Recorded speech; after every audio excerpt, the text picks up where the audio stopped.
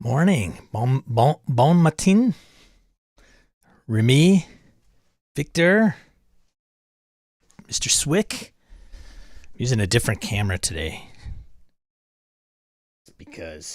Just because it's oh no, what happened? Oh, that was weird. Am I still going?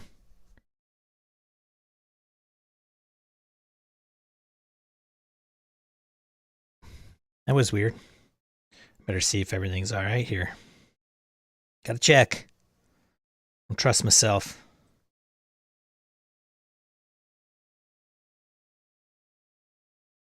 Hey, what's up, Wayne? How's everybody doing? How is RPG? How to... Yeah. Looks like... Uh-oh. There we go. Look at that. It's working. All right. Fantastic. Oh, and now I got a loop back. I'll get rid of that. Aaron, good morning. How's everybody doing? Everybody gaming? What kind of games are you playing? Oh, Joe's in Tomb of Annihilation. What is everybody else playing? Playing, running. What's the name of the title? I'll go first. I am still playing Forbidden Lands. Harrigan's running. Bitter Reach. Got a ways to get to the Bitter Reach. It's going to be a little bit before we get there, I think. So we may fast forward. We'll see. See what the progress is. We got a boat. External Containment Bureau. ECB? What is it, really? Prepping? Huh. I don't know if I've heard that one. Joe, 5e Homebrew. Nice.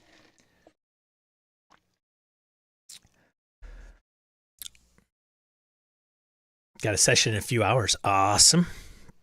I think this week we play Thursday. Bitter Reach. Not run anything yet. Forged in the Dark Hack. Got it. Paranormal Investigators. Cool. I have I gotta reach out to my players and see. I'm supposed to be running Delta Green in a week. I think. I should probably know that. So, yeah. Good times. Yeah. Gotta make sure I'm still on board. Wayne. Liminal. Stars Without Number running. Basin. Writing. Oh, it's easy. Wayne is fully immersed. I was a bad boy this week. So some of you may know I'm unemployed at the moment. Not a big deal. Wife's being very, very, very supportive. It's a weird dynamic. It's not one that it's not one that I haven't been in before, but I don't want to get in too much into that. But one of the places I interviewed is over by Noble Knight Games, so I stopped in there after my interview, and I made my save versus buy, so I didn't buy anything. The only thing that kind of stuck out in my brain while I was there was I think a hardback for Delta Green. I think I picked up Year Zero Engine, Mutant Year Zero. I put it back on the shelf, had it in hand. Hamlet's Hit Points, which I don't see in hardback or hard copy at all. And I thought, well, it might behoove me to read it at some point. Put that back on the shelf. And then I left. And then yesterday, my wife, needed to stop somewhere. And about a mile or two down the road was another game store that I hadn't been in for over 2.5 years. If some of you have not shared wine, how do they say it? Broken bread and drank wine together with me. But if I get a few in me at a local convention, I usually, if I'm poked and prodded, I have opinions on game stores. Some of you have gotten a hint of it. So this is one of those game stores where it was like they expanded, they redid the floors, it's under new ownership, and they have been under new ownership for like 2-3 years. And I haven't gone there since the pandemic, at least, and maybe even 6 months before that. So it's been, almost 3 years since I'd been there. Oh man, I tell you, I just, ugh. Yeah, it's nice. It's okay, like at best. Herman, good to see you. But I did go over to their role-playing game section, which is the same bookshelf that they've had for like 15 years. Like literally, they took the same bookshelf, kept it. Imagine your bookshelf you've had for 15 years, and the only thing is it's not bowed, right? It's not flexed or anything from the weight, but it's the same. And you just move it to another area. Like us, it's different. For retail stores, it's like that thing's 15 years old and got like old tape marks on it from having little things taped to it, and use tape for laminate as part of the thing. So it was just like, man. So you get this like retail displays that are old, the holes in it and shelving and board games on them. You do see like every once in a while the Warhammer section, but everything else kind of seems like, where's the rhyme or reason on how this is organized? And the role playing. So then the bookshelf I'm referring to, where it was always in the standard spot for years and years and years. Now, since they've expanded and knocked down a wall and have 2 suites, they put that in the middle of somewhere. So it's like you're kind of going, wait a minute, this seems familiar. Anyways, I was a bad guy. I failed my save, and I picked this sucker up. I don't know. It'll be one of those that I'll read, maybe. Band of Blades, Forged in the Dark. It intrigues me only because it's like fixed, right? It's like it's a very defined box. And I don't know Blades in the Dark very well. I've played it. Craig Shipman's run it for Brett and I. Kind of and Eric Frankhouse has been a part of that. But I haven't run it. And I think it's different than Band of Blades. Also, I saw shelf behind me. Okay. Joe's messaging me. Joe. So I have Scum and Villainy, which I've also played with Kevin, who's in our Forbidden Lands game, Keneally. And one session, and Scum and Villainy, and I think Blades in the Dark are probably fairly similar in that, multiple sessions, yet in between the downtime pieces. And it could go on for as long as you want, kind of, right? I don't think it should go in this chat. Thanks, Joe. But I thought Band of Blades and the fact that you're kind of running from the enemy. I don't know if you guys know the premise of this thing, but you're part of a legion and you're in retreat. As the enemy kind of is tracking you down and in hot pursuit. So I don't know how many sessions, but it's basically trying to get away from the enemy. Very heavily inspired by the Black Company, if you like those types of books, that book series specifically. So yeah, can't let it distract me from other things, but we'll see. Who knows? Maybe in 6 months, 10 months, it'll be on the purge list. I don't know. It's just, what are we doing? What are we doing? I've mentioned this before. What are we doing? Why did I have to pick this up? Why? I didn't need it. Got plenty of other stuff I probably haven't read or run for that matter. What am I doing? What are we doing? Are we in love with the thought of the game? Do we picture how this game will be? Sitting down and it'll be this awesome super experience that we've never had ever in another role-playing game before? Is it the thought we're in love with? I think so. I think that's what it is. At least for me. I don't know. I can't speak for you. But it is driving me utterly crazy. Hey, Harrigan, morning. Hope imagine you're back home.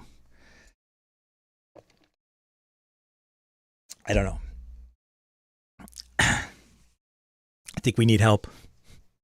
I need help. Do you need help?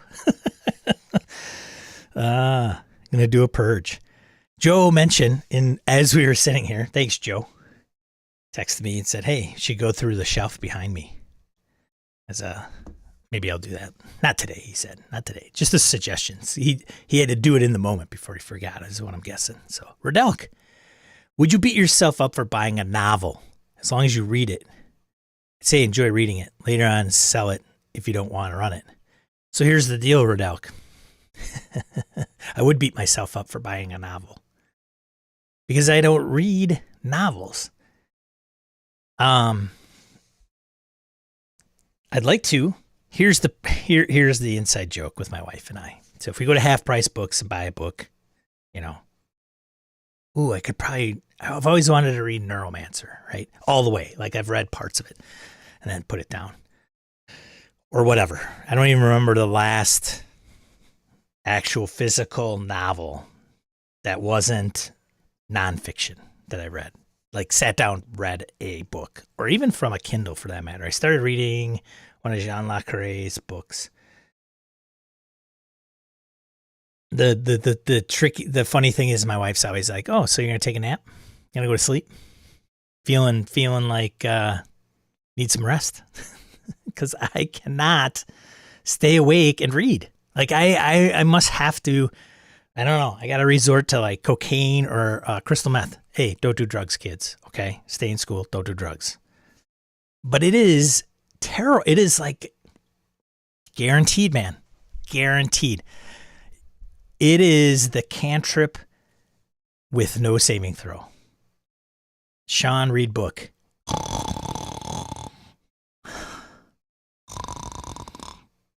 Huh? I mean, literally, and I will have the book like this, probably held in my hands, and I could be standing up. It's terrible. It's terrible. It is just terrible. And it doesn't matter what time of the day. It doesn't matter where I am. I could be in a bright room. I've been outside. Like, it does not matter. This guy is just, it's terrible. I don't know what to do. So novels and comparing novels to role-playing games, I do get the similar. I sometimes it occurs when I'm reading role-playing books too. Sometimes. Maybe not as much. I don't know. It's a joke. My wife just laughs. Oh, try reading, huh? Good luck with that. I don't know what it is, man. I don't know what it is.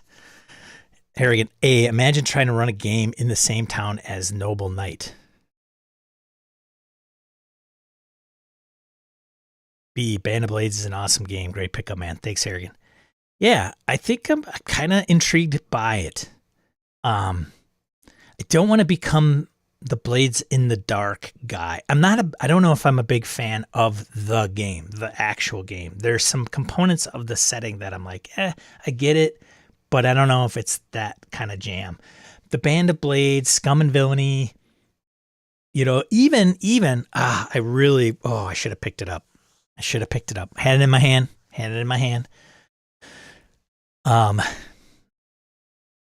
Well, Harrigan, I want to mention that. Imagine trying to run a game store in the same town as Noble Knight.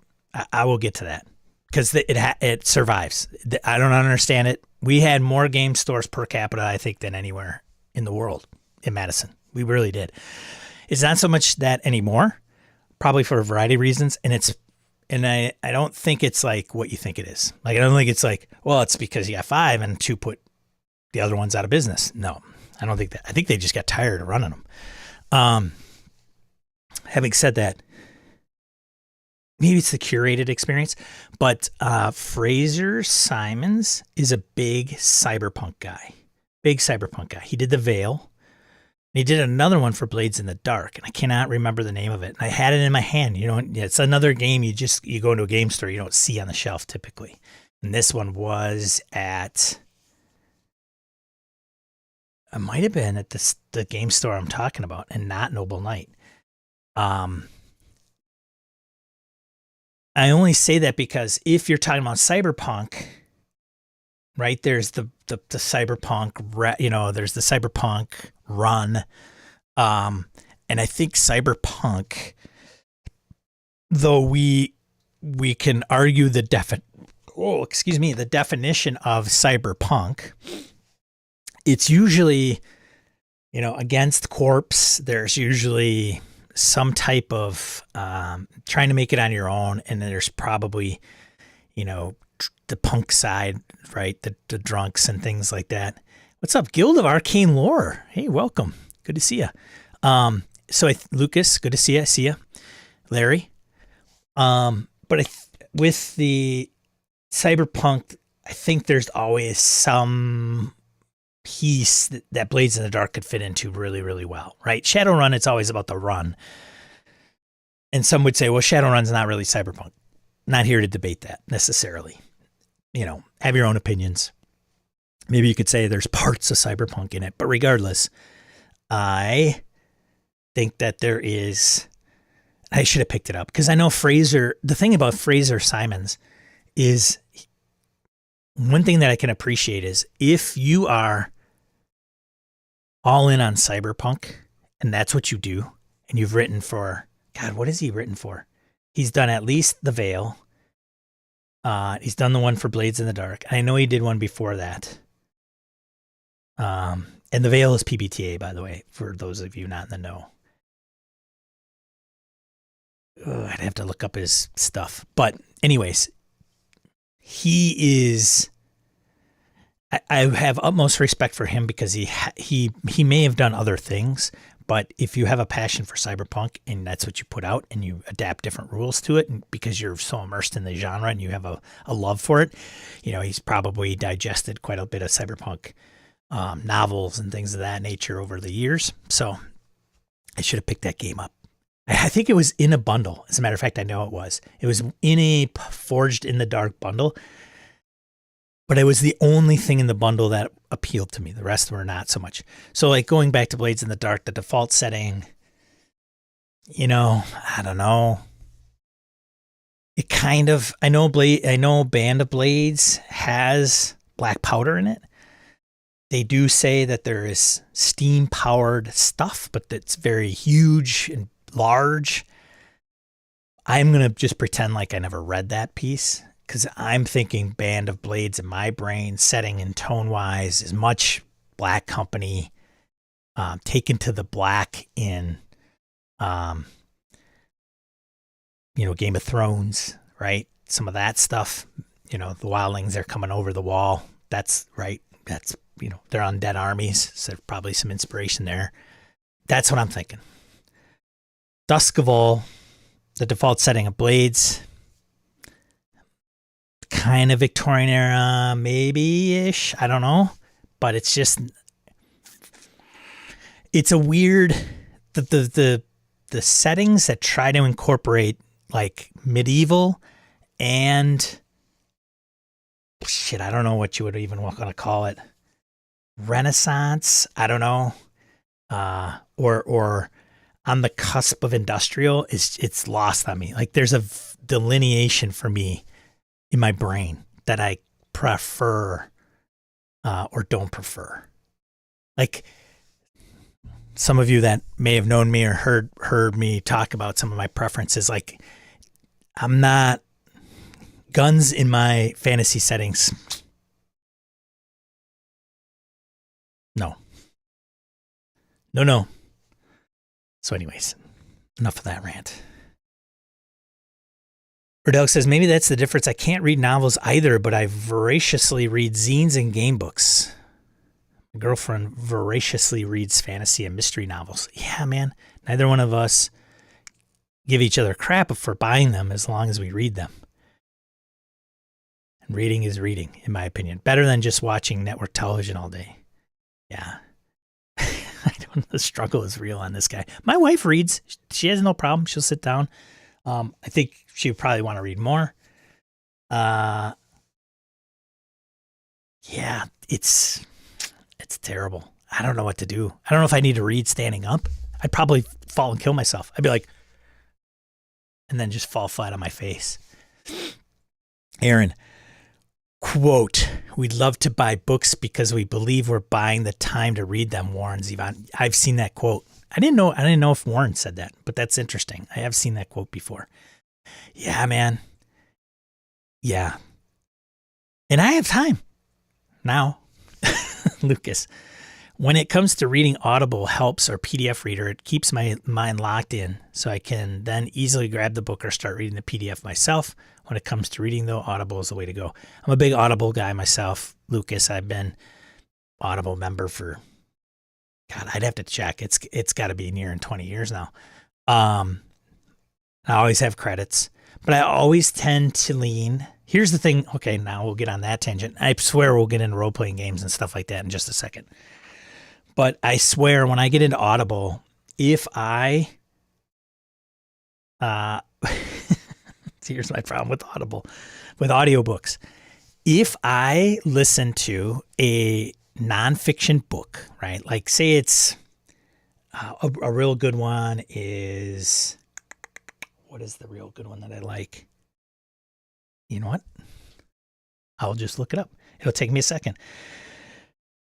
It's a good one, but it's nonfiction, right? And there's no characters, and I read it and I could tune into it. And when you're driving or running or whatever, exercising, if you're doing an activity, it's great, right? You don't reading and video, you have to kind of look, kind of, right? That's the video piece. That's why I find sometimes YouTube is a weird beast when podcasting has its advantages over it. Oh boy, if you like, oh my God, where is it? Oh man, hold on, it's coming. Got a bunch of Neil Peart's in here because I think they're free. I wrote a lot of books. I don't know if you guys read Neil Peart.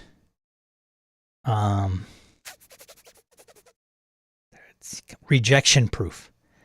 Rejection Proof by Jia Zhang. Rejection Proof's awesome. It's I'll just go in briefly. The premise is this guy who he invented wheelies, like the little shoes with the wheels that pop out for kids before wheelies were out. But somebody said, that's a dumb idea. And he never put it out. And then wheelies ended up being a public company making billions of dollars. So what happens later on in life is he starts a blog of doing things to overcome rejection, because fear of rejection is like ranked highest among humans, right? Fear of death can be ranked lower than the fear of rejection. It's a weird dynamic that we have about it. Fight or flight kind of thing kicks in. And so he starts blogging about doing things that he thinks will get rejected just to see if he can overcome it. And it's awesome. And it's really a great book. Anyways, I can listen to that book, no problem, stay awake, be doing my thing, tune in. I download Dragonlance, Band of Blades, Black Company, anything with multiple characters in it.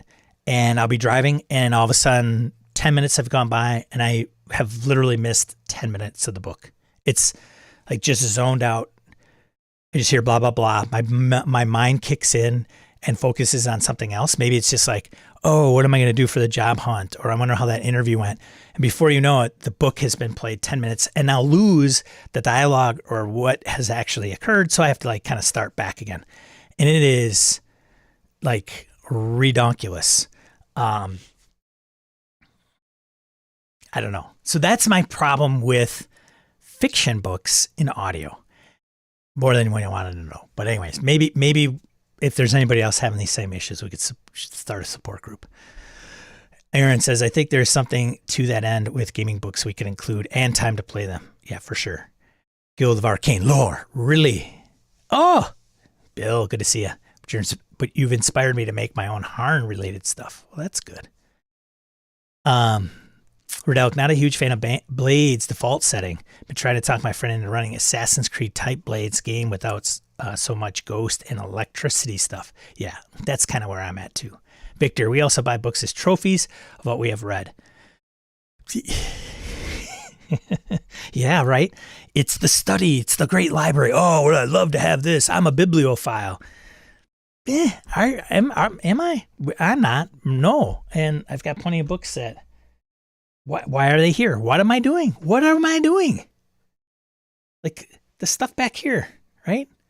What are we doing? What are we doing? What am I doing? I'm telling you, Discord, I'm putting up a channel at the end of this video, like the support channel, whatever it is. And it's not support help with Discord and this channel. It's, I need support to tell me not to buy this game. I don't know. I mean, is it such a big, I don't know. Maybe this is like a weird thing. Like, is there people that get into financial trouble because it's like a weird gambling addiction where we're buying role-playing game books that we don't need? Like, how much of a point of contention is this in people's lives? I don't know, because it's probably not talked about, right? It's probably not advertised. We're not going to say, oh my God, let me tell you about how my marriage has just been like a mess because I can't stop buying stuff, from Noble Knight Games. Or Kickstarter for that matter. I've seen people say, oh no, wife has banned me from Kickstarter, or husband has banned me from being on Kickstarter. No can do. I don't know. Redux continues, I like the game though. When I ran it a while back, referring to Blades in the Dark, I just cut out the one class and played down the ghost stuff a little bit. We had a blast. That's fantastic, man. I think about my long-term buddies, right? My 40-year-old relationships and the gamer group that I grew up with. And I think of this and I'm like, I don't know if they'd buy this. I don't know if they'd want to play this. It's so far from the norm. There's such a 5e trad group. Yeah, Hack the Planet, Uncanny Echo, Retropunk. I don't know which one is the newest one. Is it Uncanny Echo maybe, Harrigan? I'm not sure. But yeah, Matty Q, good to see you. Good morning. No, hey, we haven't started anything. We're just everybody's getting their seat, talking about reading and how Sean's buying more books he's never going to play. And he falls asleep when reading. It's the hairdo. Yeah, man, it's been long overdue. I used to have this pre-pandemic, and I went back to my barber, and it's a great barber. I've had 3 different barbers there, and it's called Blue Chip Barber Club. Shout out to those guys. They make my hair look wonderful. But Zach is the man out there, and Zach is that guy is I don't know if it's hipster, when I went out there, Zach was working. He had a wide brim hat, right? Low profile, wide brim hat, like the ones like Stevie Ray Vaughan would wear. Hey, I was wearing one of those. He had a pinstripe dress pants, like a zoot suit pants, right? Black, white pinstripes, very thin, subtle, maybe even gray. And then he had a matching vest, like a suit vest, but wasn't wearing a shirt. And then a chain, to his wallet, and like a white leather, 3-inch wide belt, or 2-inch wide belt, and cool shoes. Like, this guy, his swagger and his style is like, you might not appreciate it, but you're gonna appreciate the effort he puts in. And he's got a big, huge beard. But he is, and he tours around, so he owns this place. And I gotta show you a tour of this guy, this barbershop I go to. And there's just stuff all over the walls. It's like a place you would go into, like an old, like a restaurant that mimics like an old garage, or old, like the 20s or 30s, maybe not even that, probably 60s, right? Where they put signs up in the mirrors and posters and pictures all over the wall where there's no blank space on the walls. So it's like that all over it. So it's got like a picture of the Sopranos and, all kinds of stuff, right? And they do not just men's hair, majority of men's cuts, but they do like all the pompadour, they do mullets, they do all the classic stuff. They do it really, really well. And so Zach does tours where he will go like a month out of the year and go on this like tour to different parts in the States and show off as part of like the products that he endorses, or yeah, and teaches people how to cut specific types and styles of hairs, like the blowout and all kinds of stuff. I mean, it's phenomenal stuff. Anyways, but I can never get into Zach. That guy is booked up for like 3 months out. I'm not shitting you. Like you go on the page and you're like, holy shit. The first time I can get in to see Zach is like September. Holy fuck. I can't wait till September. So usually I give one of his junior guys a shot. So as long as they don't cut off my ear, I'm usually pretty good. Anyways, there's my haircut. Thanks. Lucas says, when I start to lose interest, I speed it up the time, increase the speed to 1.5. It's amazing how much you can digest at 1.5 or 2x. Like it becomes normal. Matty Q, I literally have 20 books, RPGs, that I have on my shelves and have only read one page of them or have done nothing but glance through them. Man, I know, man. What are we doing? What are we doing, Maddie? What are we doing? What are we doing? What are we doing? It's crazy. Used to be addicted to AD&D 2E back in the day. They kept pumping out product and was trying to collect it all. Yeesh. William, good morning. Yeah. Used to love going into bookstores and finding a 2E book I didn't have yet. Regret selling those. Yeah. Well, it's a weird thing. You know, I think I mentioned this before. If you go tiny house living, right? You go downsizing.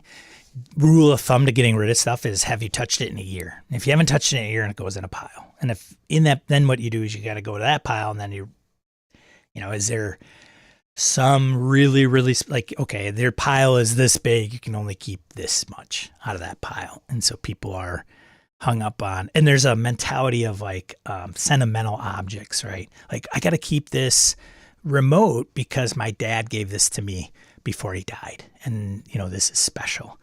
But what is strange, and what I think I've come to terms with or try to get my head wrapped around, is this is not my dad, and that memory is still here, right? If I don't have this, the memory doesn't go away. Somebody would argue against that, but it's a strange thing. So when it goes to like, when we depart, the point of this talk right now is when we get rid of something and we regret it, you know, what are we losing necessarily? It's a weird dynamic. Weird brains are like wacky. Predictably Irrational is a great book. It's a great book because it shows you the silliness of how we think sometimes as people. It's just, I don't know. What are you going to do? So don't think I mean, if you got regret selling stuff, it's obviously, you know, a personal thing, but you can probably almost buy some of that stuff back. But what are you going to do? Let it sit on your shelf again. Yeah. Anyways, we are totally mental. Impulse buying issues. Yeah, I don't know. Maybe it's when we were kids and we didn't have any disposable income. So everything was like scarcity. Like, you know, if my dad saw this on the shelf and I was freaking 12 years old and this was like, you know, this cost me, I think close to $40. I think it was 40 with tax. Back then it was probably what, 20, 25 would probably be the equivalent. He would not, you know, he made me buy this, but I'm not going to get this every week or every month. Like, I'm going to buy that and that's it. Like, you're done until Christmas. That's how I think some of us were brought up, right? Now that we've got disposable income, man, I don't need dad's permission. It's party time every week. You know, that's why I think there's something to be said about like Paizo's subscription model. I mean, I don't know, having something show up in your mail every month, or yeah. Did you subscribe to? I don't know if that's a bad model. And I'm surprised a lot of people haven't done that. Like, why hasn't Wizards implemented that type of thing? Like, hey, here's the deal. We know you're going to buy this stuff all the time. Just buy it directly from us as a subscription. They can count on the money every month. You know, and I think Paizo you can cancel as long as you give like 30 days notice so that they don't ship the stuff before you cancel. You know, it's the old Columbia House penny. Not really, but you know what I'm saying. The penny. You guys ever been to the tape club or the CD club from Columbia House? That racket. Man, that's how I grew my music collection back in the day. I'm bad with podcasts. I always figure I'll get to them eventually, but I have so many downloaded on my phone. It's ridiculous. A lot of great OSR indiecasts. Yeah, podcasts are another beast. I was like that. I'm kind of getting to that point now about having too many to listen to, but now it's just I stick with like a couple, and it's usually maybe specifically around a game. So like the Green Box is just Delta Green. So I just listen to those guys all the time about their insight into Delta Green, so I can be a better Delta Green handler, aka GM. And then I'll check out Craig Shipman, right? See who he's interviewed.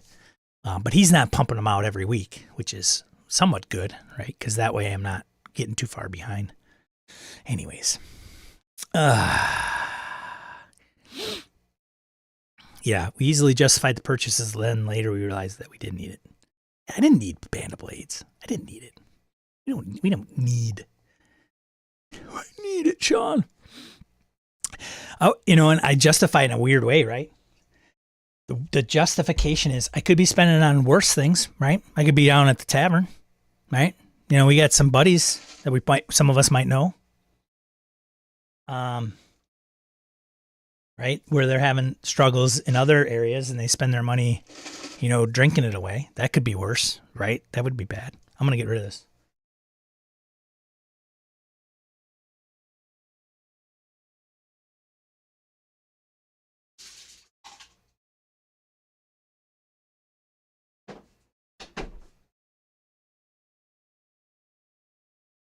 Could have a gambling habit, right? Yeah, at least I'm not gambling it away.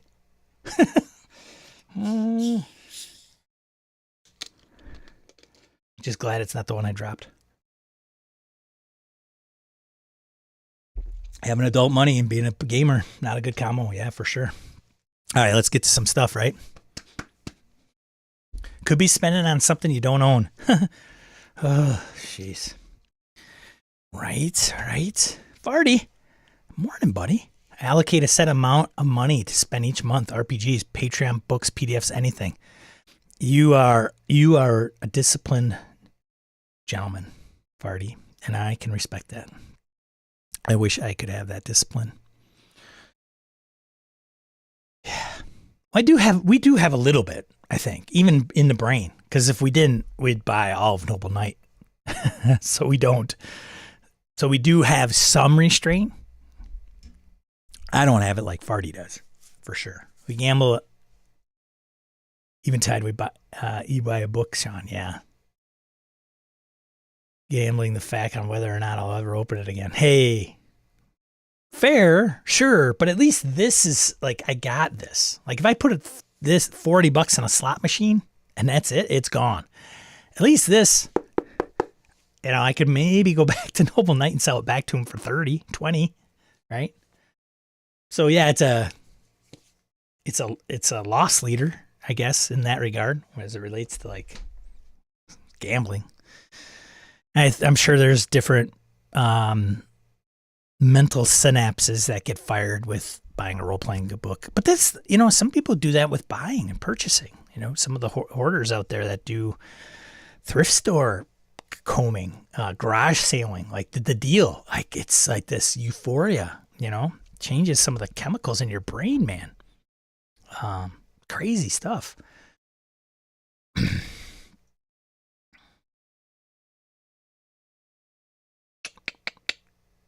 Michael Holland, morning to you, sunshine. All right, let's get into some stuff, right? Let's talk about some RPG stuff now that I got you guys all in this weird funk. first one. Let's go through. All right. Some news. I always like EN World. They always got some stuff. I mean, that's the deal, right? So if you haven't belonged to or contributed to EN World or visited them, go and check their stuff out. So RPG print news will start with this week. Cubicle 7, Philip Reed Games, and more. So the first one I want to touch on is these 4 books. This is very large, and I should probably do actual size. That probably helps out quite a bit. They look beautiful. This is the Secrets of the Drow, Rise of the Ice Dragons today. Obviously, you could read the just titles right off the book. Prophecy of the Nine Omens, Before a Stroke of Midnight by Midnight Tower. So these games can be played separately or linked together into a massive campaign. Each one includes additional content like new monsters, NPCs, new magic items, new spells, blah, blah, blah, blah, blah, blah, blah, on and on. $39, $40 each. They are 5th edition. It doesn't say. But I think it is, which is strange because usually they'll note it. Right? I think it is. Anyways, if you haven't looked at those, anybody take a stab at those? You guys buy any of those? Next one, Seeker's Guide to Twister Taverns, Wandering Adventure Pack. System D&D. It does say above right here. System D&D. So this is going to be a theme. EN World obviously is big on D&D. But nonetheless, they feature other stuff on occasion. But I'll get to that in a second. Seeker's Guide to Twister Taverns, Wandering Adventure Pack. It's a map pack, $60. It's unfortunate they didn't post more of the map pack itself. But hey, what are you going to do? Variety of taverns and the rooms and patrons found inside, ranging from the grim and seedy dealings in the bloated bounty to the world-shaping Wildeback Tavern. Each tavern and inn are a spectacle and a wonder. Contains a hardcover book, a map pack, and stickers. Sticker book. It's a sticker book. Remember sticker books? The good old days. Warhammer Fantasy. If you're Warhammer Fantasy. Middenheim, 4th edition, City of the White Wolf. Part 4 of the Enemy Within campaign. Okay, non-5e. So if you're a Warhammer Fantasy role-playing person, you probably got this on your radar maybe. I remember a friend of mine who was in one of my groups was a big Middenheim skirmisher game. Anybody play the Middenheim? It is Middenheim, I believe. The skirmish game?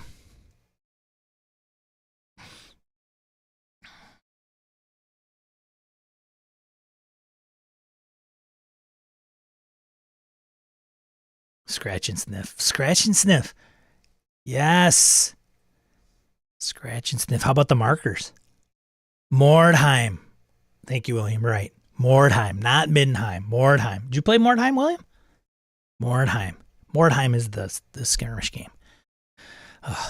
Warhammer universe. I'm not there. This is Phil Reed, I think. Yeah. Philip Reed Games, D&D. So these are for D&D. Kind of the brochure looking things. Getting a little inspiration. Although Phil's done Workborg and some others. So pretty neat design. Pocket maps, $20 each. Foldable maps of RPG worlds and art that fit in a pocket with a grouchy attitude. The author, Philip Reed, says these works suck. His words, not mine, which should make you want to buy them even more. Mimics an unnecessary work. The collection of useless thoughts is divided into 4 camps, making mimics more wondrous and magical. 4d6 table as well as 3d6 table, each offering some quick ideas about what is the mimic imitating this time, a multitude of encounter ideas, and a mysterious mimic's lair with which to kill characters. And then there's one for dungeons. 1 to 10 terrible ideas for what the PCs may find when they open a locked door in the dungeon. Jiggles and wiggles, gelatinous cubes rule. Now what is that damn cube doing? What's inside this jiggly gelatinous cube? Snowy scenes offer several encounter seeds for those when the PCs are exploring an Arctic environment. The GM is sick of their nonsense. Okay, cool stuff. I have known of Philip Reed. I thought he was a different person than I expected because I think I know 2 Philip Reeds. He does a lot of good stuff, man. I'm following him on Twitter. This one, strict time records must be kept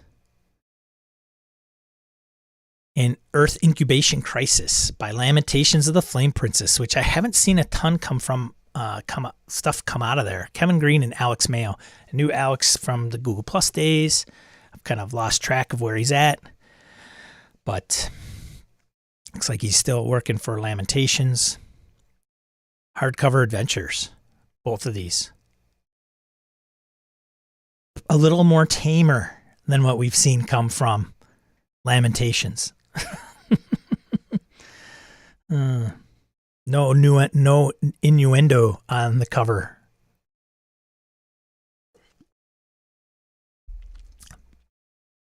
Strict time records must be kept as an adventure for characters up to 3rd level. PCs are staying with a friend, doses them with a slow acting and fatal poison as part of a demented game for the perverse amusement of wealthy people. Okay. A roofie game. All right. The PCs are trapped miles from help, surrounded by murderers, confounded by puzzles and traps, and inching closer to a horrible, messy demise. Earth Incubation Crisis, an adventure with missing kids, rumors of witchcraft, strange things skulking about the mountains and marshes under the cover of darkness, and the sounds of murder.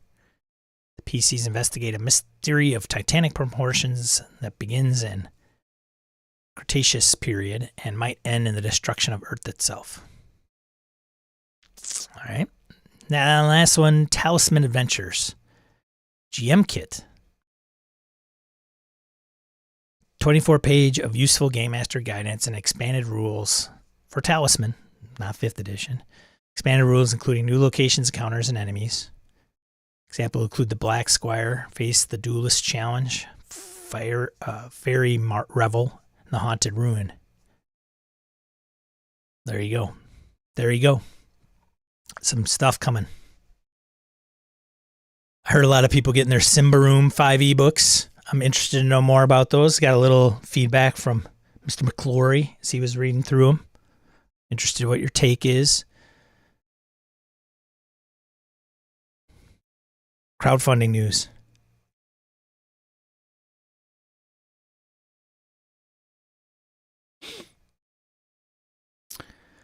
So I don't know this comic. And why is it screwing up my view again? What the hell? Let's try this again. There we go. Die. Role-playing game from Rowan, Rook, and Deckard. £40 sterling. Core rulebook. This will be June 10th is the end date of this Kickstarter. June 10th of 2022. For £40 get you a core rulebook. So it's already 938% funded, according to KickTrack. 300-page rulebook gives you content by game creators as well as the comic author and cover artist. It's a must-have for fans of the comic. Fans of the comic, anyone? Hey, Phil. Die was a very good book, Phil says. See, I am not comic book guy.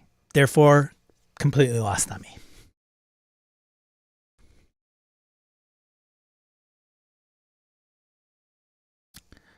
Hugo nominated Image comic. Right. Next one. Pathfinder 2 5th edition. And so both. NPC Codex and Player's Guide from No Nat Ones. No Nat Ones. Pretty witty. Pretty witty. Sourcebook, $40 for the PDF of both books plus digital assets. Campaign offers 2 books for 2 systems, Sinclair's Codex Toma NPCs and Sinclair's Almanac. Collection options for new ancestries, powers, and magic items.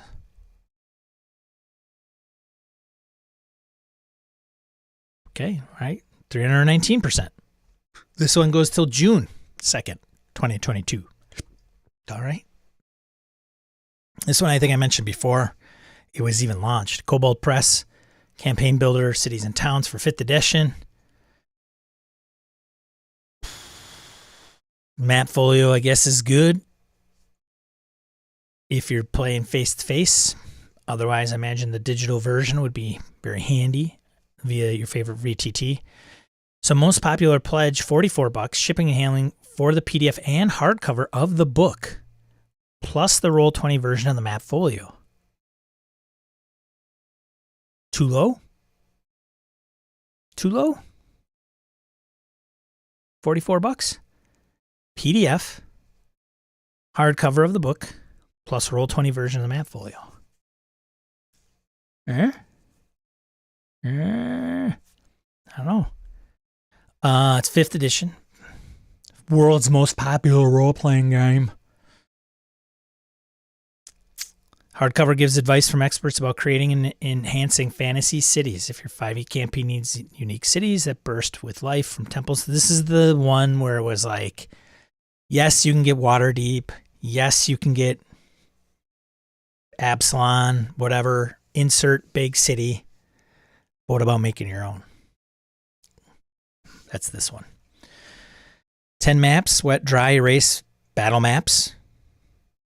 Measuring 24 by 36, meaning you get a good bit of room to explore and fight in the city. If you need support for your city, check out the campaign page to download a preview of the book. Almost 500% beyond goal. $30,000 goal. I always keep a track of some of the Kickstarters when I was on the podcast, funded with Larry and RPPR. And I think I was looking up some of the Kobold Press Kickstarter records because this is one of them I wanted to talk about, but it wasn't launched. So they kind of do ones that are launched.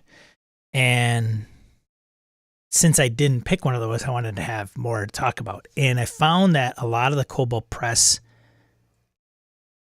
books that do well, I think are the, like Tome of Beasts are always good. They're the non-adventure ones.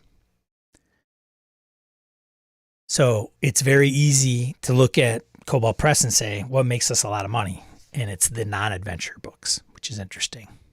One could attribute that to, well, I'm the game master and the players aren't going to buy the Scarlet Citadel. Where players and game masters may pick up Tome of Beasts. I don't know. Anyways, continuing on. Kalimba role-playing game.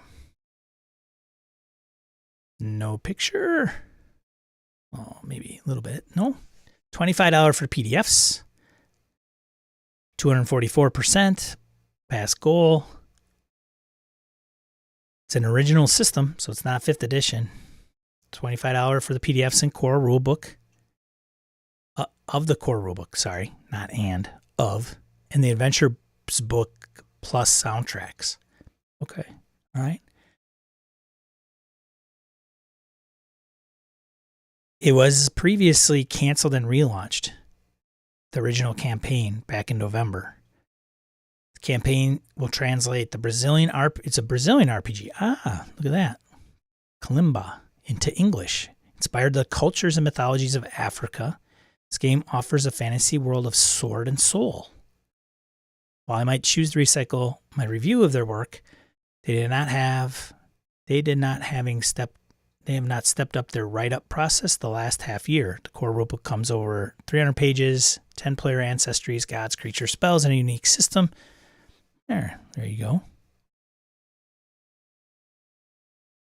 Yira Valley, 5th edition source book, $15 for the PDF.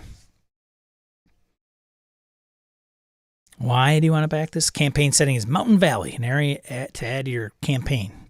Its coolest element is the story. The valley is ruled by an evil lich you're out to overthrow. Only he's the lesser evil, and overthrowing him opens up a whole new world of horrors. 100-page book. That's funded.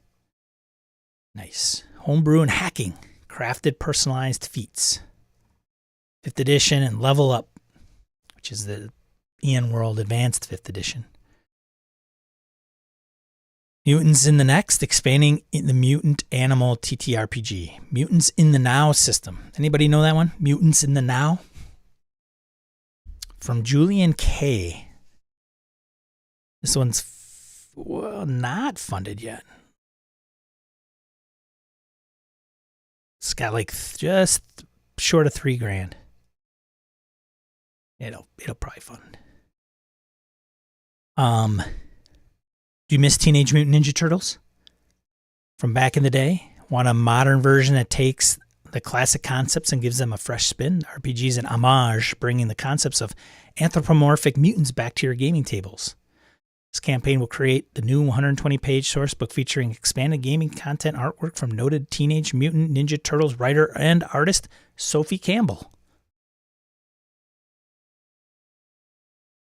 There you go. If you're a TMNT fan, check it out. Spellpunk, Solar and Sunder, Bahar, from Cameron Day, 5th edition sourcebook. Wait till you get the Spelljammer stuff coming out. Good stuff. This is on Indiegogo. An elemental apocalypse came and went in its aftermath. This 5th edition setting transports players to a city run in part by a copper dragon.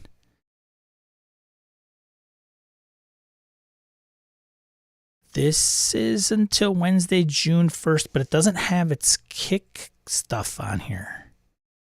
Well, it's on Indiegogo. That's why it's not kickstarted. So I don't know if it's funded or not.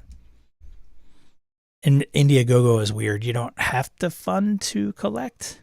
Like, you don't have to meet your minimum. There's 2 ways to run campaigns. I don't know. There you go. Here I am talking about, like, why are we buying all these books? And then I'm, like, pitching all this stuff, like dangling carrots in front of you. I think I need to rethink this. I really do. Do I need to, show crack users more crack? I think that's irresponsible of myself, right? I feel I'm doing harm here. I don't want to do that. I don't know, what am I doing? Modern Age. Green Ronin. You guys see this? Green Ronin has entered Cyberpunk. Slice. Near futures and hackable shelves for Modern Age. PDF only. No hardback for this thing. Which means some of us are going to be like, I got to go get this printed on Lulu or wherever. Right? It's going to run you whatever that costs. Age system. I know some people don't like Age. 60-page, full color, 60 pages. Well, you can get that printed probably pretty reasonably.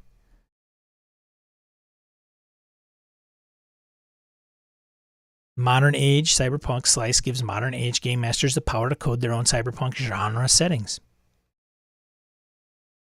There you go. I don't know. I don't tune into Green Ronin and a lot of the stuff that they've been doing. Some of these guys have been, I don't know. I don't know if it's just me and where I'm tuning in to keep up with stuff. But I think Green Ronin is all in on, obviously, their IP, which is Modern Age. Like Green Ronin, Pelgrin, like those guys that have been around for quite a while.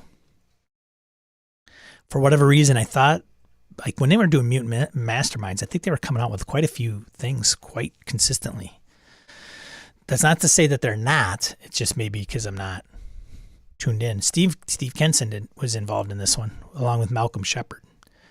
Steve has been around and doing work for quite some time. So if you're age person, you're probably looking at that. Modern gaming. It's a whole nother topic. Anyways, what else have we got here? Okay, I got something here. All right, Monty Cook Games unveil the Cypher System, The Origin RPG. Bruce Cordell. The Origin is now available in hardback and PDF. Okay, not both. Hardback. Well, let me rephrase that. It should be hardback or PDF. Because Monty Cook doesn't give you both. The 160-page rules uses the Cypher system, and there's a free preview on drive-thru. Has a copy. It's an introductory article. Cordell argues that in most RPGs, characters tend to begin with some powers to associate them with their genre roles. Wizards have magic. Space Marines have blasters.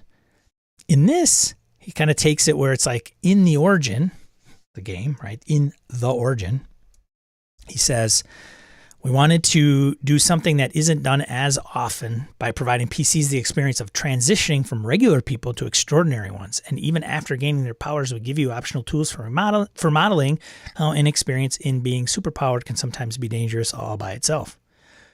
Pretty interesting premise.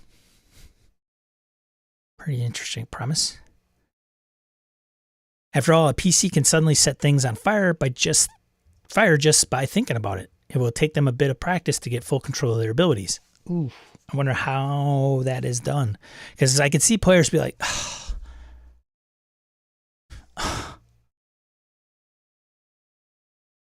can't I just blow up everything the way I want? Why does it have to be wild? I would have control over this, wouldn't I? So here is the thing about it. So is the Earth destroyed? No, it isn't. Next in the game, the strange memory triggers something in the characters. Okay, this is how it is. So he says, it all starts with strange new memories of an interstellar asteroid killing the Earth. Is the Earth destroyed? No, it isn't. Next in the game, the strange memory triggers something in the characters and they start to develop powers. The RPG provides rules and structures for this, so it seems somewhat random, but it is somewhat controlled. The P series survive the process, then they'll have new powers, enemies, and allies. And then it tells you, so here's the thing I want to get to. The rulebook has a world that looks identical to ours, but has been altered in dark and frightening ways. Okay, I like it. I'm jamming on it. Cool. Rules for PCs to gain and master incredible new abilities throughout the game. All right, sure, okay, whatever. Dozens of new ciphers and artifacts.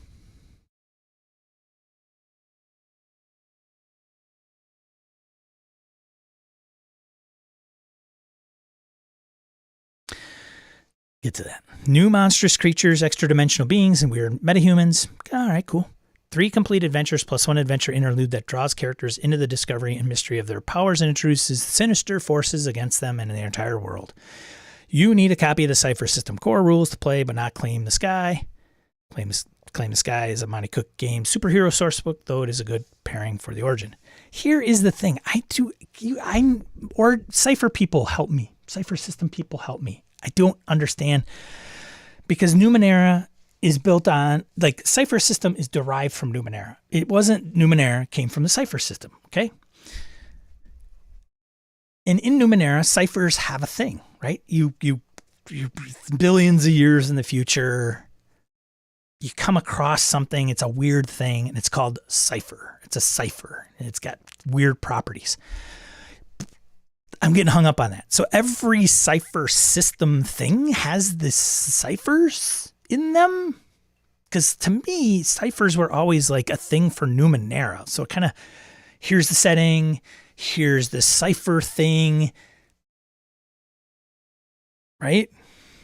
Am I getting this? So when you do the strange, does it have the same cipher thing? But Sean, you're thinking, Sean. You're putting way too much thought into this, dude. Just think of ciphers as any weird magical item or any weird technology piece that you might find in the particular setting. That is the component I'm getting hung up on. So I'm like, okay, I'm liking this. All right, maybe. Okay, sure. New ciphers, huh? What? Dozens of new ciphers and artifacts. Oh, don't help me. Cipher is a license to me anyway. Yes, you are. You're overthinking it. It's a meta thing. Okay. So when I read 5th edition stuff and it says, hey, new magic items, I go, oh, okay. Okay. All right. That's okay. I got it. Magic items. Cool. All right. Rod of Wonder, scrolls, rings. Okay. Okay. Cipher. Sean's head breaks. What's important is the effect, not where it comes from. Plus, how is a cipher is handled? Like it's got a one-use time thing, right? Like ciphers can be magic items if it's fantasy. Okay. Strange is like Numenera. The ciphers will shift form. After that, ciphers are basically short-term powers. Okay. All right. It's Monty Cook's way of lumping everything like magic items. New magic items. So I should I should create a browser plugin where anytime it says cipher, except when I'm on an InfoSec site, it replaces it with magic item. So in this, it'd be dozens of new magic items and artifacts.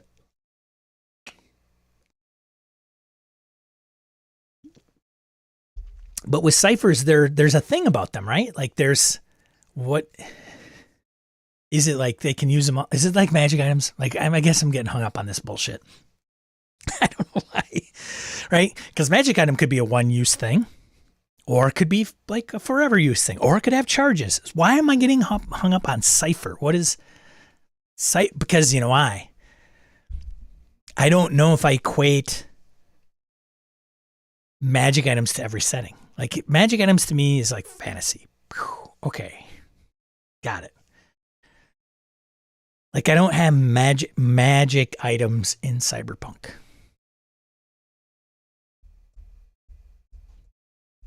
But Cypher seems to be like, yeah, ciphers are everywhere through Cypher system. Everything. And they're called ciphers. Yeah. Levels might dictate when they deplete. Okay. Dozens of new temporary powers. Thank you guys. I appreciate the education. I really do. Like this is coming from strict ignorance. And I have owned a Cypher system. I've talked to, Darcy Ross when she was working at Monty Cook Games, like, and had her on the show and like help us understand Cypher system. And I never, yeah. They do deplete, but artifacts have charges that have provided and an energy source for them when they deplete. Temporary augments could be ciphers for a cyberpunk game. But then why don't we just call them augments? Augments, Chrome. Like, it is me. It's me. It's totally me, Monty. It's me. Because you know what it is? If you're talking cyberpunk, there's a lingo with cyberpunk. If you're talking about fantasy, there is a lingo and a lexicon. There is a lexicon for fantasy. There is a lexicon for swords and sorcery. There's a lexicon for mecha, right? Big mechs and stuff, mecha role-playing games. There's these lexicons for espionage. Then you throw in this cipher thing, and it's like, no, it's universal. It's across the board. Like if you're playing any of those genres, cipher. It's like a cipher thing in that world. Oh, okay. Oh, huh? Yeah, total nomenclature, man. It's a language. Yes, it's a lexicon thing. It's driving me crazy.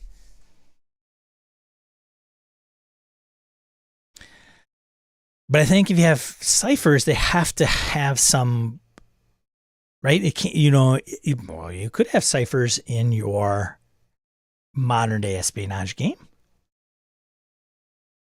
But then it would be like there's a wondrous piece to it, right? Right. Yeah, exactly. Totally agree. Cipher in a spy game. What? Why? I don't know. Michael Holland, it's not just you. Thank you very much. I struggle with grokking the cipher system outside Numenera and the Strange as well. Like, even if they come up, I think there's this weird thing where it's like, can you have the cipher system without ciphers? And I'm going to guess some of you that have played it or read the games, you could say yes. You just take the items out, like those things, right?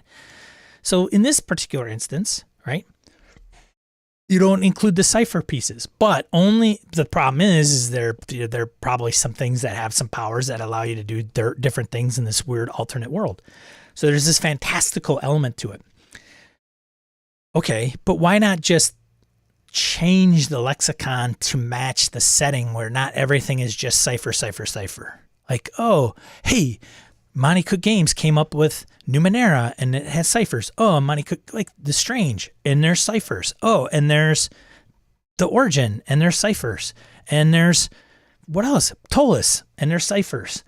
Like, Ptolus is out for 5th edition and cipher system. So how does the cipher version implement ciphers in it? It just changes the magic items. So anything that's referenced as a magic item is called a cipher. Like, why are we like it's inventing words to replace other words that already exist? That's my hang up, man. It's my hang up. Me.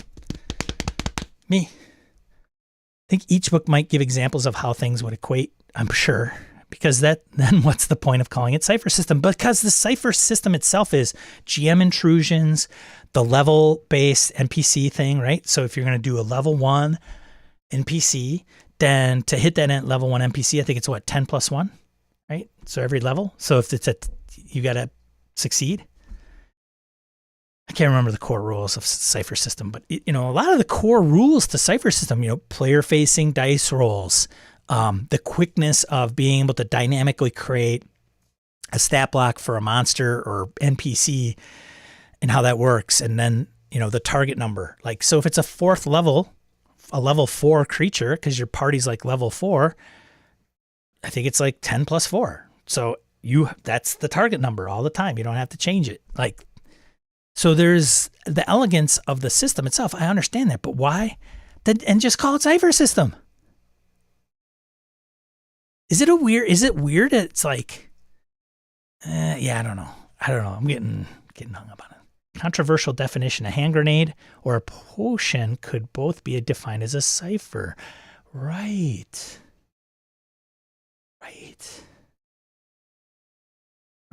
That's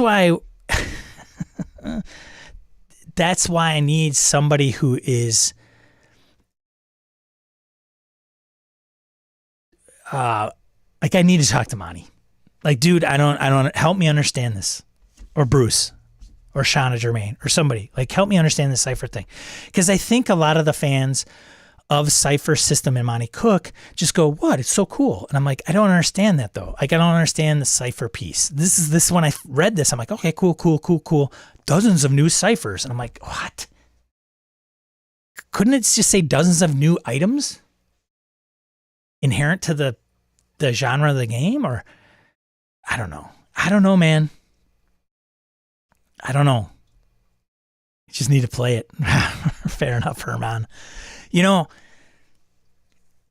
It's stupid. It's a stupid hang up. Like the world is, in chaos, and I'm getting hung up on how ciphers are in a role-playing game. Okay. And it's not cipher. It needs to have the word in there. Haha. Yes. Game systems have a lexicon too. Moves.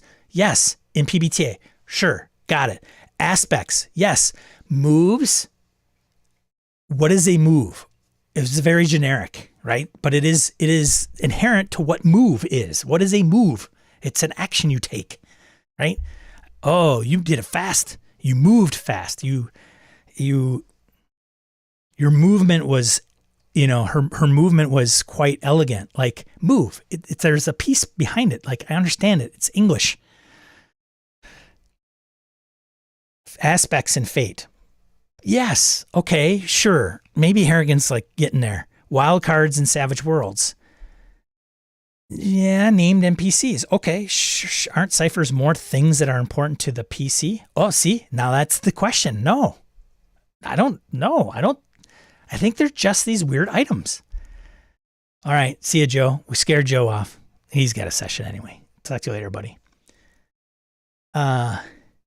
I'd say for any character, PC or NPC. Michael, in my head canon, they created something cool for Numenera and everyone loved it. They wanted to carry that aspect forward into the strange, but the farther they get from Numenera, the less it fits. Like, yes, it's this weird, it's like, let's not call computers in Cyberpunk computers. Let's not call networks, call them ciphers. Don't call it ICE in Cyberpunk. It's a cipher. Like, what? Is it? And it's a category, right? It's not. Right? It's a category of things. And it does other things. I don't know, man. Sean has got some stupid hangups. That's one of them. All right. Here's one. Let's see. I got this guy. Let's go with this guy. Let's see what this guy. All right. Let's go. Here we go. All right, here we go. Found this tweet. I thought was interesting. Tweet. 2,000 likes, 77 retweets, 167 quote tweets. You get a call from Wizards of the Coast telling you, hey, we've put you in charge of 6th edition D&D. It's coming out in 2 years on the 50th anniversary of the game. This is happening. You can't stop it. But you're in charge of it. What changes are you focusing on? What changes are you focusing on? We all played 5th edition. Is there anybody in the chat who has never played 5th edition? Raise a hand. Come on, seriously. Be honest now.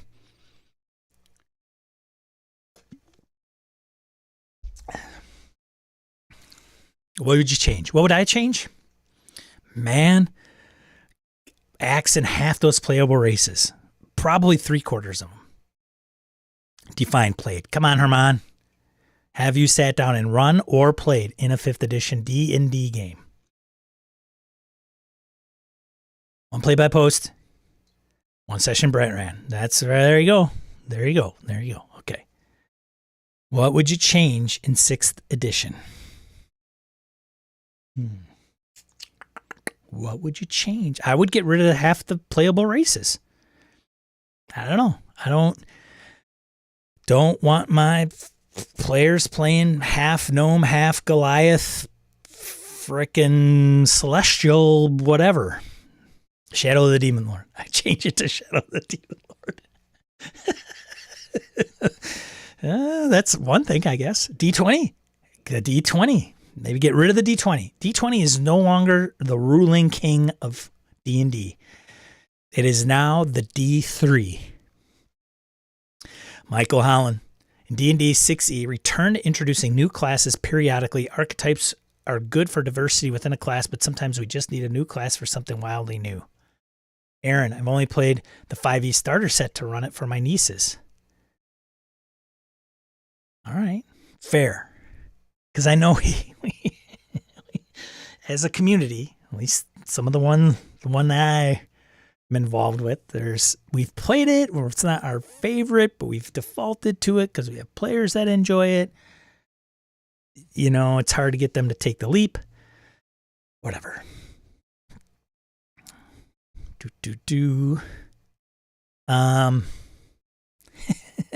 Get rid of all the standard abilities, armor class, and hit points, right?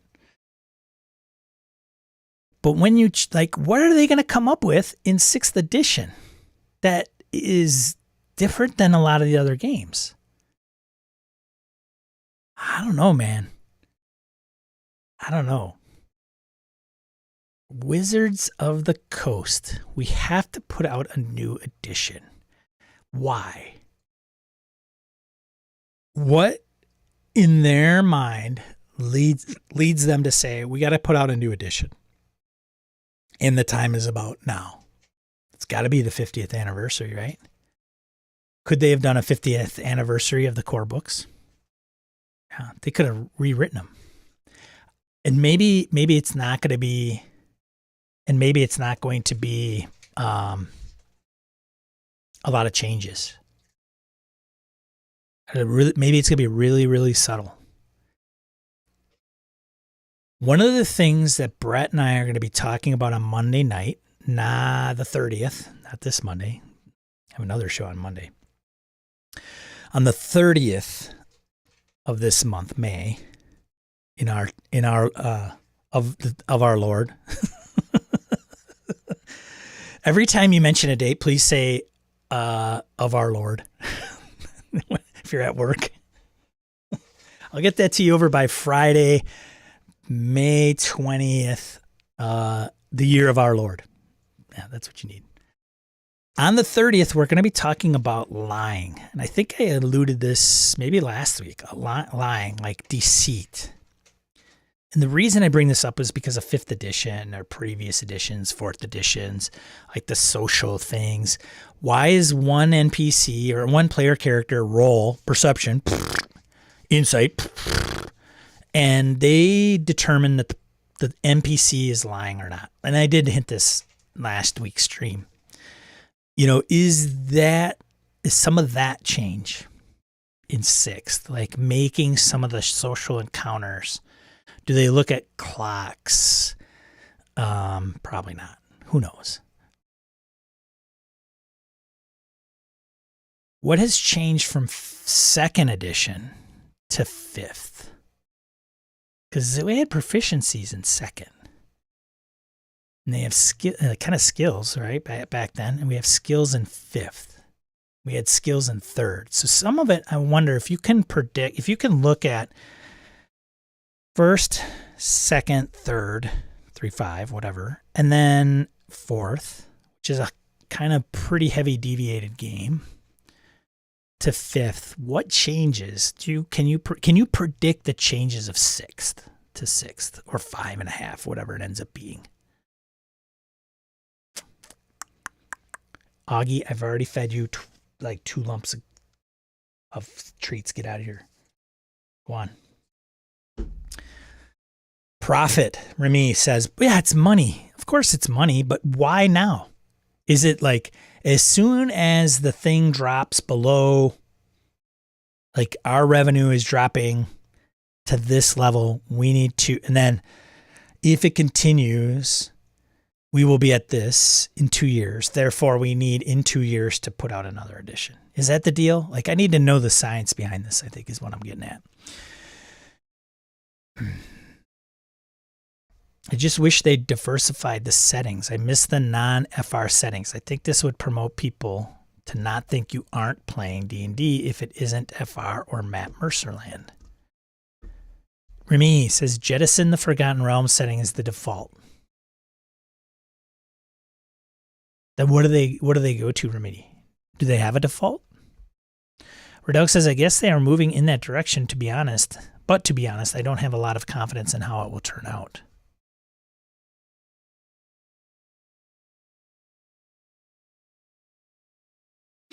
And I got a sneeze coming on. Michael said, here we go. Oh, excuse me. Allergies. I think 6E will have more crunch, but not much more, says Michael Holland. Says Michael Holland of Michael Holland Magazine. That is what would bring back those of us who are looking for more to chew on. More crunch? What about Pathfinder? No, here. Wayne Peacock 5.4 should have fewer HPs all over. They get rid of the challenge rating? CR, man. Get rid of the CR, brah.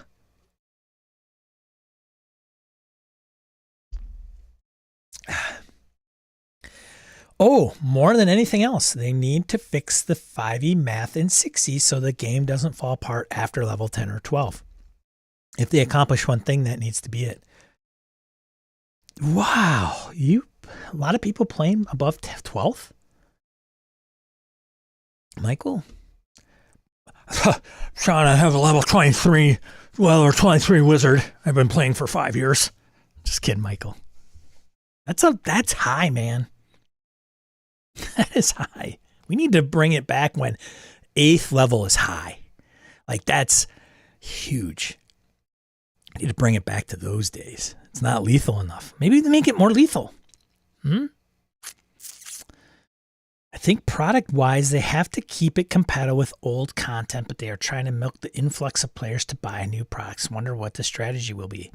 I thought I had read or heard that anytime a role-playing game changes the edition, you are going to inevitably lose a segment. It chops it away. Having said that, if 5th edition is the biggest edition that's ever been out there, and millennials have more disposable income as they get older and are in the job market, the next edition could be bigger, right? Every edition's been bigger and bigger, even though they say if you change the edition, it's going to take off a chop.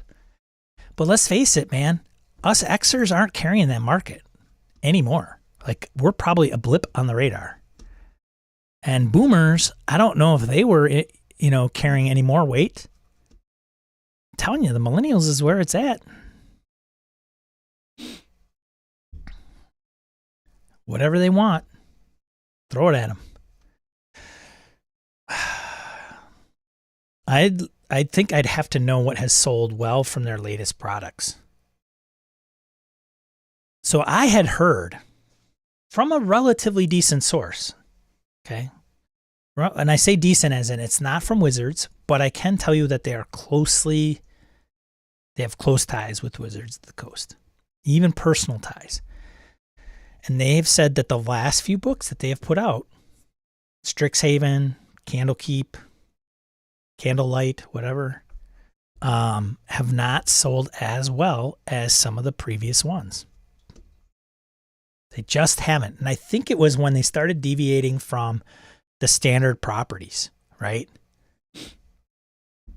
Van Richten's Guide probably did okay.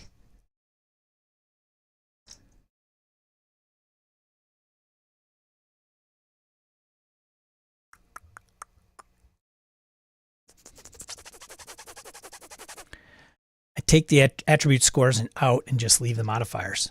That's probably not a leap, like, for sure. Michael, you are correct, Sean. Pathfinder 2E is my go-to F20 game right now and probably will be for a long time. Maybe that was my bias showing. No, that's cool, man. Whatever. I got nothing against Pathfinder 2E. It intrigues me. I don't know if I'd want to go back to it. People rave about the action economy being much easier.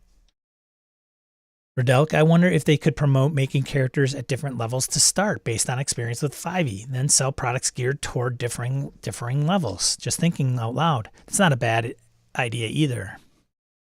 Back the days, right? Module made for characters 5 through 7. All right, everybody make up 6 level tunes. What do you need?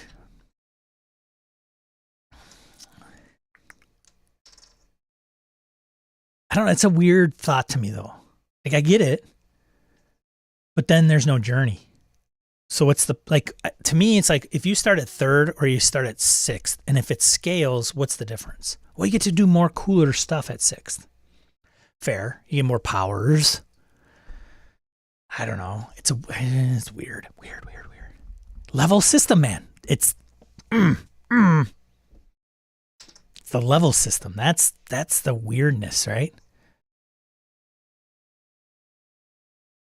I think that's my hang up, man. I think if I have to reflect on something, I think it's the level piece. It's not 5th edition. I think it's Sean and his leveling. Like anything with levels.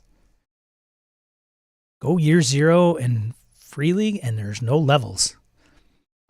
They're gone. Magic.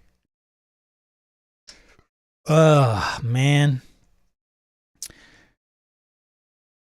They don't want to be more lethal. Fair. Sure. Yes, I think that's a theme. Nobody wants their characters to die, period. Wayne. Why? 50th anniversary's coming up. I wholly believe that's the case. You know, they have released enough changes that through books such as Tasha's and the new monster books with write-ups that the rules have expanded beyond the 3 core books. Yeah, so they're going to release them maybe? Maybe lay them out differently? Maybe, yeah, I don't know. Redelic, I also think they might try to start banking millennial nostalgia and pull out license settings from that stuff.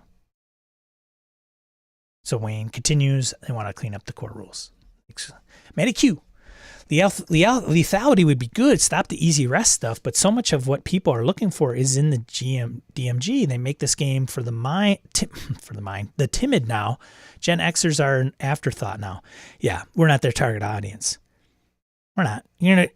I would imagine Wizards is, hey, if we can get Sean to play, great. But, it might be highly unlikely. He can stick with 5th edition or other games. Maybe Sean's moved on. Wizards says, we're sorry to see you go. We'll always be here if you want to come back.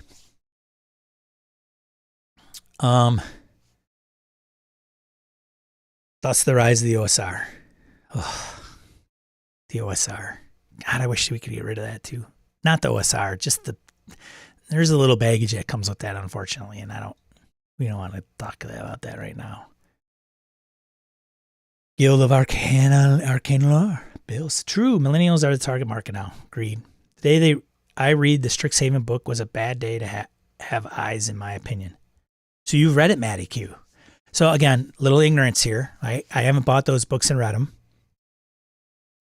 So a lot of the 5e speculation, 6th edition, last few books, whether they're good or not, I can't comment on those intelligently. Well, I can comment on them intelligently, but not in an educated manner. Who's Carl? Pacific Northwest wakes up. This journey starts early. You bet, buddy. We're talking about 6th or 5.5. Bringing up to speed. If you were to change anything, what would it be? You are in charge of 6th edition. What would you get rid of? What would you change? What are we focusing on? So that's the discussion. Part of what I hate about 5e is people planning out level 20 character builds. If you start 1, you never get there.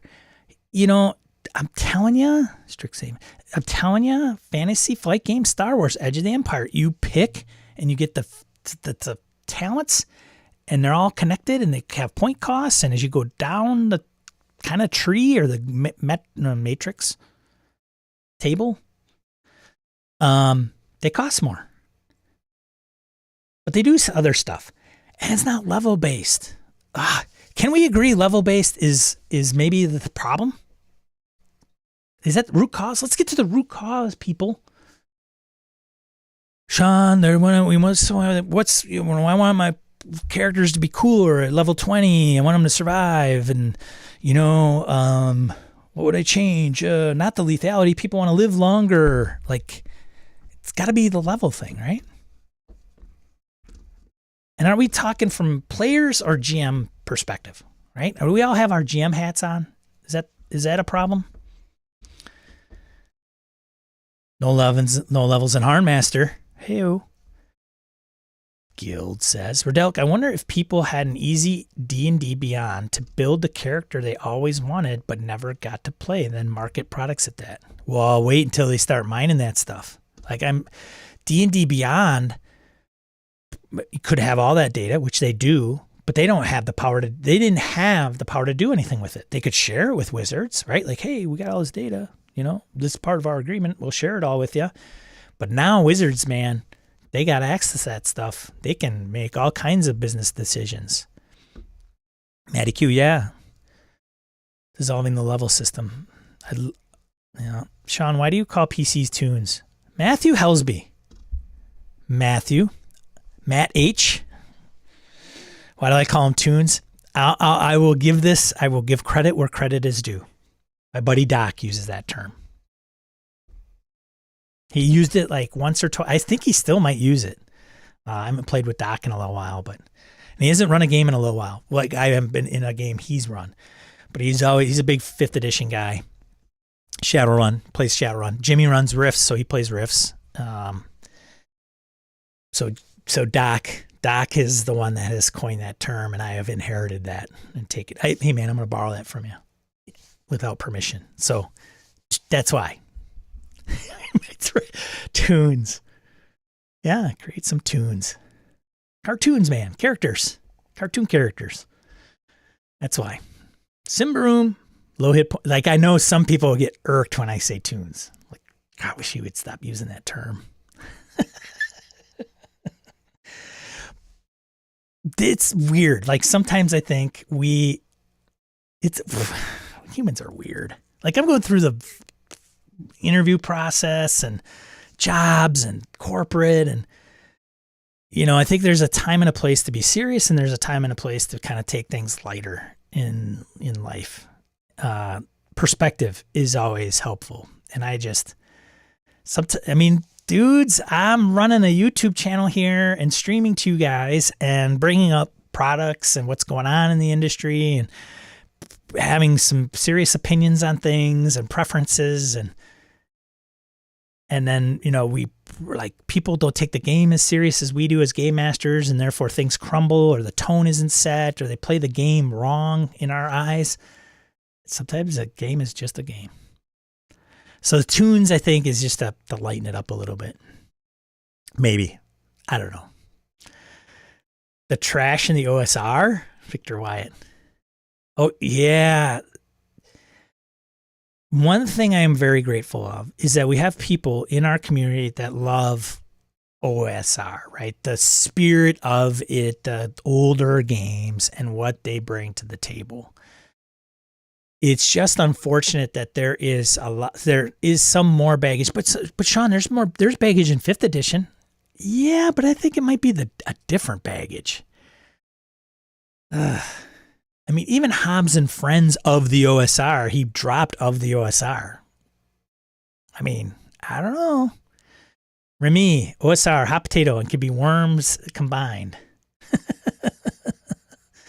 I'm glad you showed up today, Remy. Good to see you, man. Awful. Strixhaven was awful. Really. Scenario that surrounds the players taking a yoga class. Get the fuck out of here. It's a different world. Look, it's a different world out there. Come on. Herman, Genesis is good. You can buy what you want or do the matrix tree. Yeah. Yeah. Mm-hmm. One of the guys on the Discord put out a calling. He's going to run Fantasy Genesis. That's Maddie. Yeah, that's the thing. Maddie says, I think OSR suffers from gatekeepers thing that's pretty cringy. That is part of it. But there's gatekeepers in 5th edition. I don't know if I've run into gatekeepers in 5th edition. I honestly don't. True gatekeepers. They might, I don't know. Oh, gosh. I'm not fucking into that. Wayne Peacock, the implementation of levels is the problem, not the concept of levels. Oh, profound. Wayne is always awesome, man. He's a thinker. I like that guy. Fair. But how would you implement them otherwise? Is it just because levels are tied to increase in hit point? Like it's this, increase in hit points, more stuff, like more. So, but somebody would say, but Sean, if you're playing Forbidden Lands, you get more stuff, right? You have to get willpower, and then you get talents, and you get a different level of talents. I got to do more analysis. Hoos! I don't think levels are the issue. Fair. It is the power bloat that results in a huge cognitive load. Okay. So say you removed levels. People would still want to take certain things. So maybe that's the thing, right? Because as you grow in level, you get more and more, right? So like level 1 to 2, level 3. So I think it's every 3 levels in 5th, you get something for your archetype. Okay. It's actually not bad in 5th edition. Like 3, like with feats and stuff. Like was Pathfinder every 2 levels? I don't remember. For me, it also incorporates corporate versus hobby. Yeah, I know you've expressed that before. Your Your thoughts on wizards or whatever you'd call them. Yeah. Sure, I guess.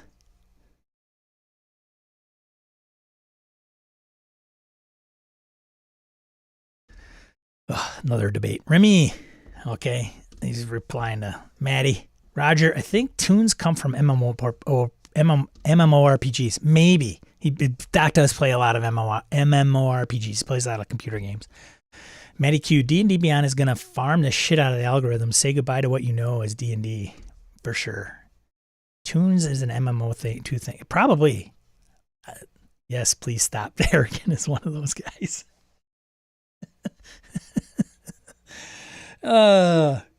Here's the thing. If something bothers you, you never let anybody know about it.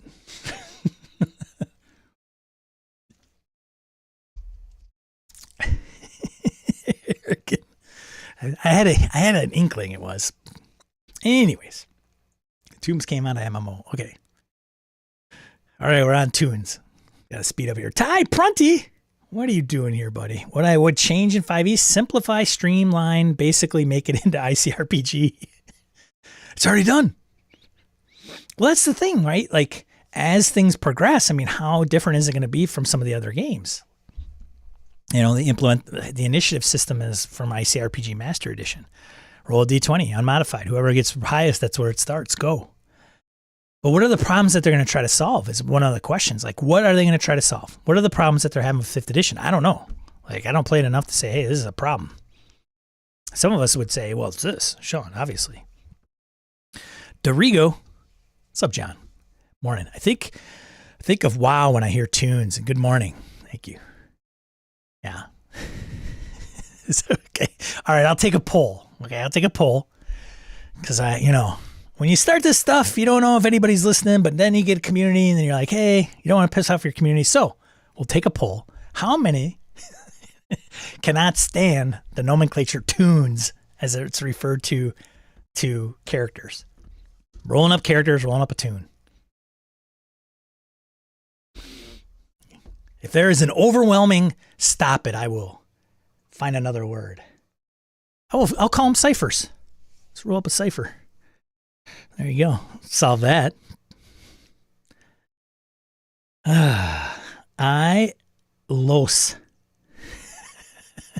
Love. Victor says, I love OSR games, but some of the trash in the community is really bad.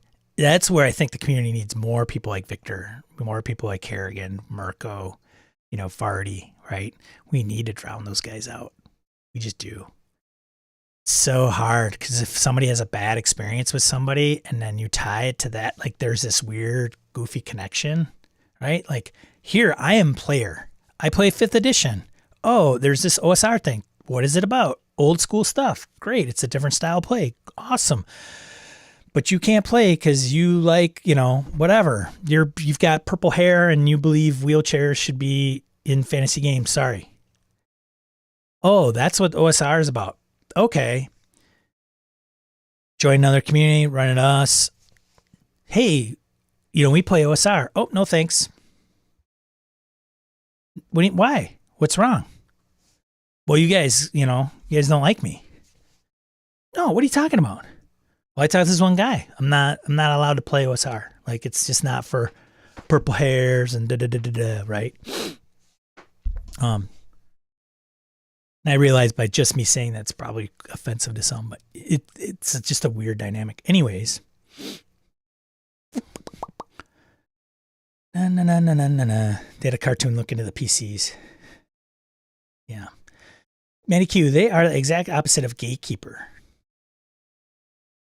They are even worse, in my opinion. They are the type to halt play due to feelings and descriptions in game. Fuck those people too. Okay. Well. Wizbro, man. That's who's that's his. Hey, tune, Wizbro. I got to start writing these down. Wizbro, man. Tie, change levels to milestones. That's not bad. I love many OSR games, Wayne says, but some of it is a dumpster fire. A lot of entitled Grognar a-holes. Humans spoil everything. They do. They do, man. Not you guys, though. You guys aren't human. Guild of Arcane Lore. If something bothers you, don't let Sean know. Don't do it. I kid and poke because I love. I really do. Truly. It's the truth. Hoos. That's probably why I don't have any friends. Hoos, when you get corporate, you have to make profit and publish Soulless Trek. What is wrong with making profit, man? Come on now. We had this discussion last week where I think people are charging too less for their stuff. Wayne puts out a zine, charges nothing or $3, and he puts in like, frickin' 40 hours of work or more into that thing. Should it be $10? We have to make it okay to make money. It's okay to make money. It's all right. Here's the deal. You're not going to be Jeff Bezos, all right? You're not going to be Elon Musk. It's okay. You can make money. It's all right. You have permission. Wayne, level can be a good way, especially for new GMs, gauge challenges, regulate improvement. Sure. It's the NCR, right? That was kind of the premise, right? Roger says, I love the term. You love the term? Roger says, I love the term. One here. Tunes. Can't read that. Can't even read that. Tunes. 4 against.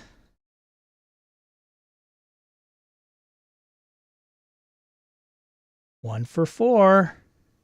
Fucking white light crap. You know what I'm doing. Anyways. It's like talking about ciphers.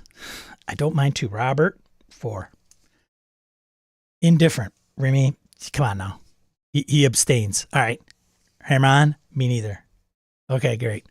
Just don't call them ciphers. Okay. Roger says, roll up a cipher for your cipher game. Don't forget to add your ciphers, though. PC! Man, good to see you, man. Glad you came. I came from video games, so calling them tunes doesn't bother me. Sweet. I don't like, but sometimes a tune slips out. A tune or a toot? Oh, you guys are funny. This is why I'm here. Michael, OSR needs more folks like Jolly Blackburn. Loves the old school, welcomes the new folks, positive influence. We just need more people like that, period. For those that aren't familiar with Jolly Blackburn, he runs, he does the comic Knights of the Dinner Table. So, in Hackmaster, is heavily involved in Hackmaster. So, yeah. I've seen him at GaryCon quite a bit. I have never talked to Jolly, but I know he seems like a good guy. So, who's making a living is one thing. Fair.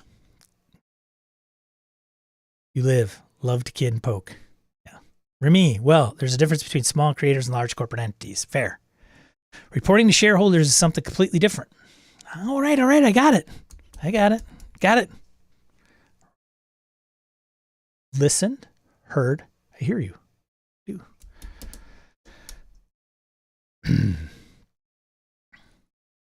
Maddie, while I'm pro-tune vernacular, I will certainly never use this term.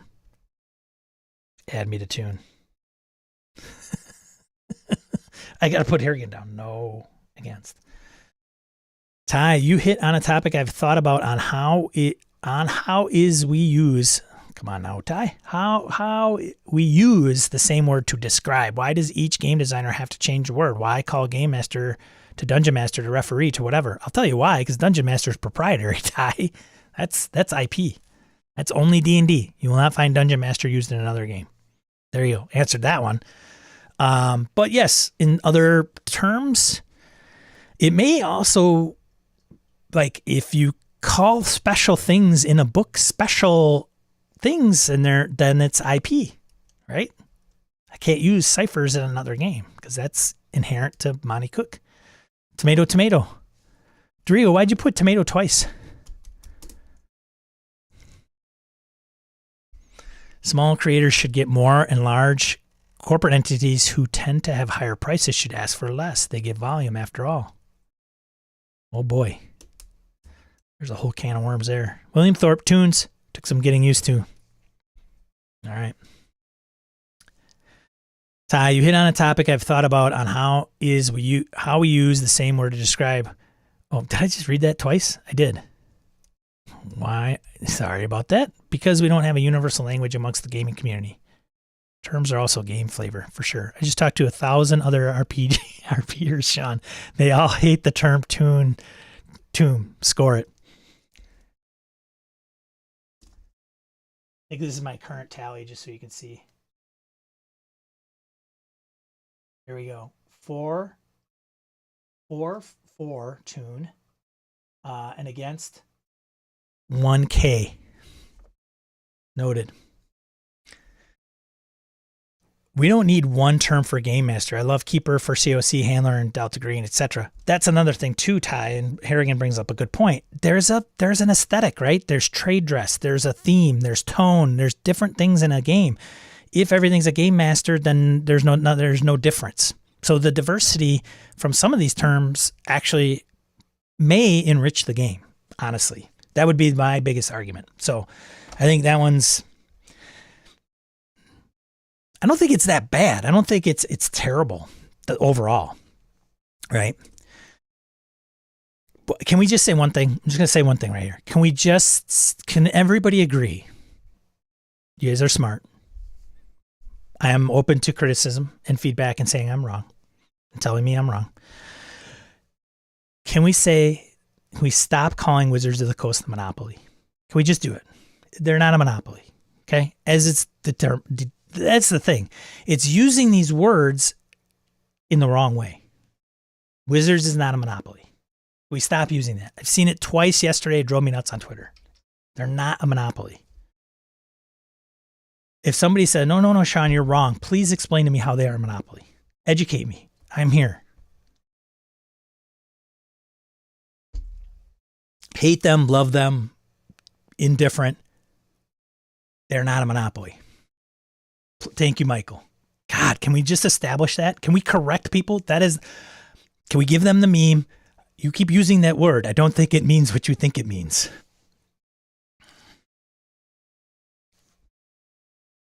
Wayne, master is offensive to some folks. So you've mastered a skill. Is that proficient? Do we change it to proficient?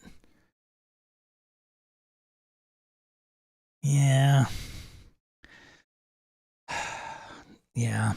It's got a little baggage for sure, but it's context, man. That's the thing about some of this stuff. It's all context.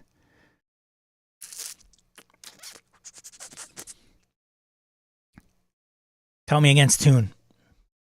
1001. Damn it. But I'll be okay. Okay. That's cool. I will use discretion when I use the word tune. I talked to other RPGers, 1 trillion for tune that comes from cartoon. Well, here's the thing, Ty. We know there's not 1 trillion RPGers out there. There just isn't. So, dude, you might have had me at like maybe 10,000, but now I got to question your integrity, Ty. Without the diversity of terms, things will get very samey bland. I agree, right? The more things stay the same, or is it more things that change, the more they stay the same? Whatever, dude.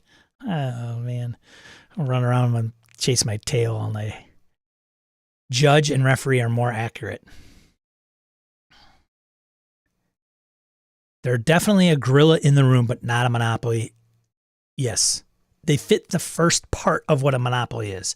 Somebody that has market dominance, right? Period. Yes. No question. But they do not stop you. They're not buying every RPG out there just so that you have to buy an RPG just from them. I agree with Sean. Hasbro is not a monopoly. Wizards not a monopoly, but Hasbro does make that terrible board game. Yes. You ever watched the documentary on Monopoly? I thought it was interesting. Yeah, the irony is not lost on us, Guild. Yeah. Certainly not. There's a heck of a lot of RPG companies of all sizes out there. Yes. I think referee is a way off base for most games, Wayne. We will have words when next week we speak. What are you guys doing right now? You guys got video? I know both of you guys have video. Let's join. I'll fire it up. Let's get Zoom. We'll get you guys hash it out right now. What do you guys think? Get Harrigan and Wayne on here. Let's figure this out. Figure it out. Ty, why did they make Shark Week a monopoly? Oh, dude, what are you doing? What are you talking about? Master as a title, I think, is their point. Yeah, I understand. I understand that.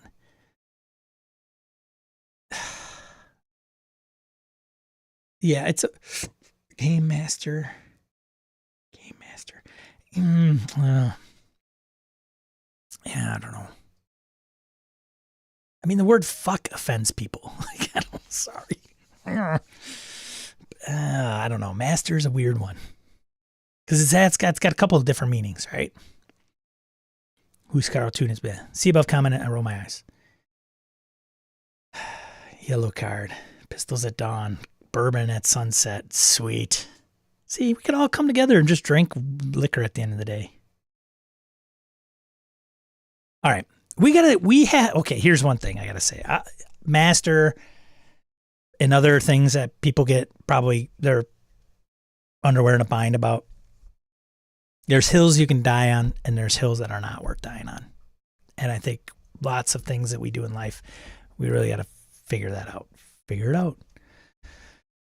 GM. Call him GM. Geeemm. GM. Done. Game manager. Sure. There you go. Compute game comptroller. Oh, shit. Hey, I'm not done here. What are we going to do? All right, you goofs. What else I got here? What is this that I got down? Take a break from Twitter and send these letters to friends with these epistolary RPGs. Give your thumbs a break and patron your local postal service. That's right.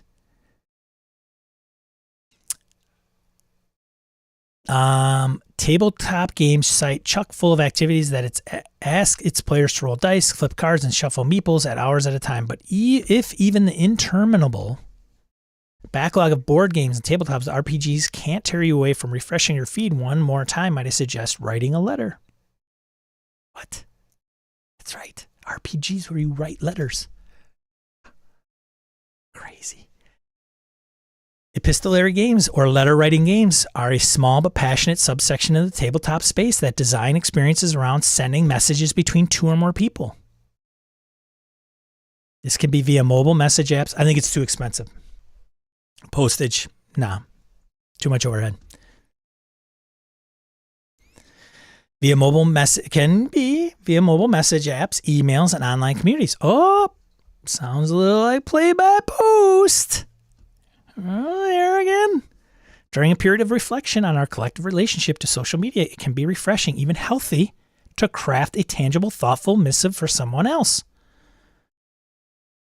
Below is a list of 8 epistolary games that explore relationships, history, adventure, and our own place in the world by asking you to play a game where you send a letter full of intrigue and emotion to another willing participant and then, wait. There are games played beyond the concept of immediacy that will become part of the tapestry of your everyday.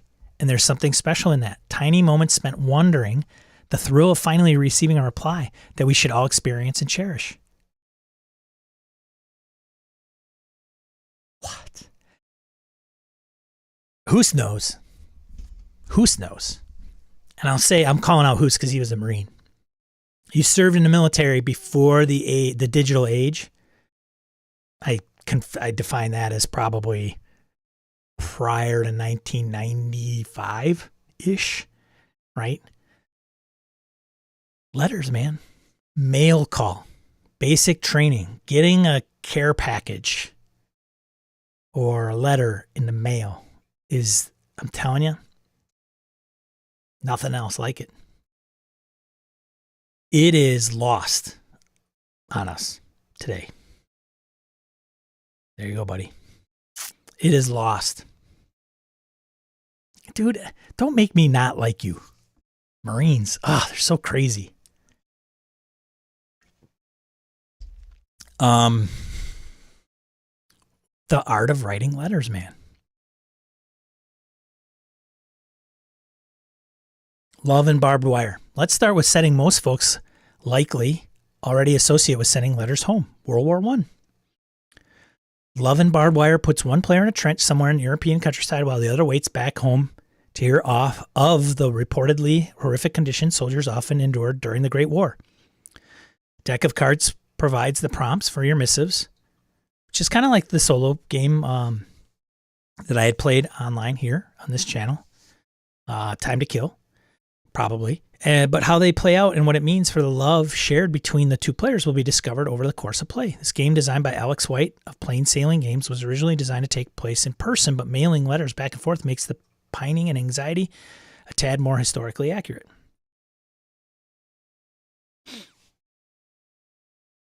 All we love, we leave behind.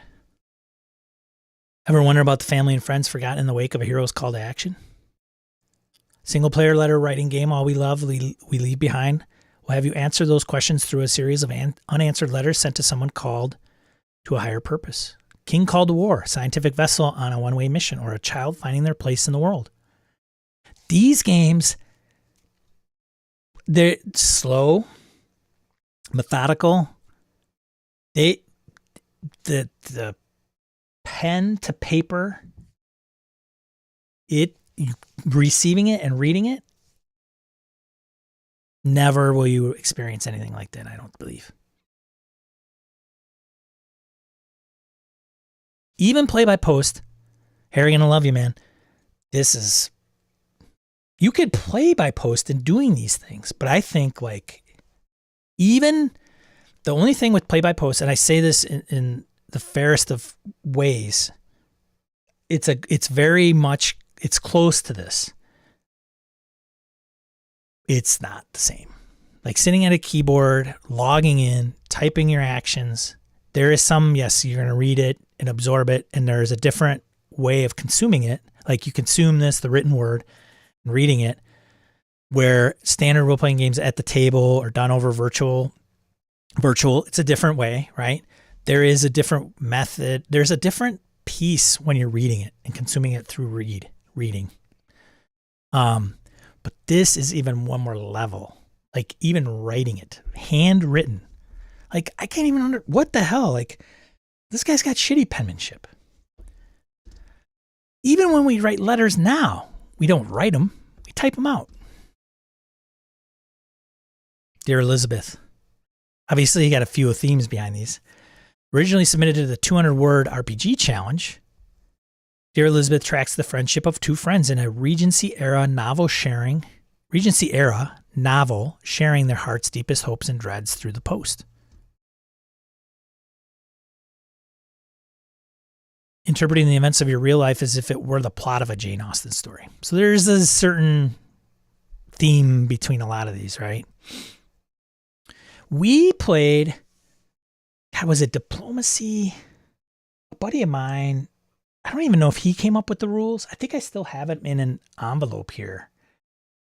I don't know if we called it World at War. Like he would send us a map on a piece of paper. This is like way before internet.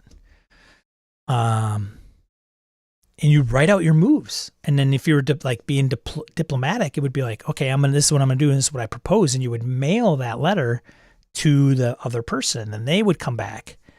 I don't know if the game master would get a copy of that or if the game master handled that intermediary, but there was a time when it was play by mail.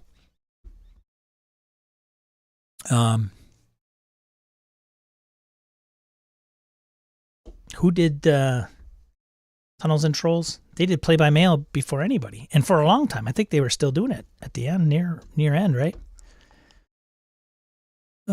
Epistolary. I was not keen to include any play-by-post games as that's categorically different from epistolary titles. But N. Sator's Epistolary manages to bridge the gap between these two approaches in a clever way. Players don the mantle of investigators chasing down a threat or mystery in their chosen setting, using details teased from the letters sent back and forth and written from the perspective of their characters to fill the world and piece together clues. System includes plenty of prompts and examples to get the ball rolling, but the beauty of the game is excitedly wondering how your fellow players will add another wrinkle into the developing plot of your campaign, inadvertently or otherwise. Grandpa's Farm. If you want a more pastoral and calming exercise, you should check out Grandpa's Farm from Possible World Games. What is going on here? Oh, my nephew.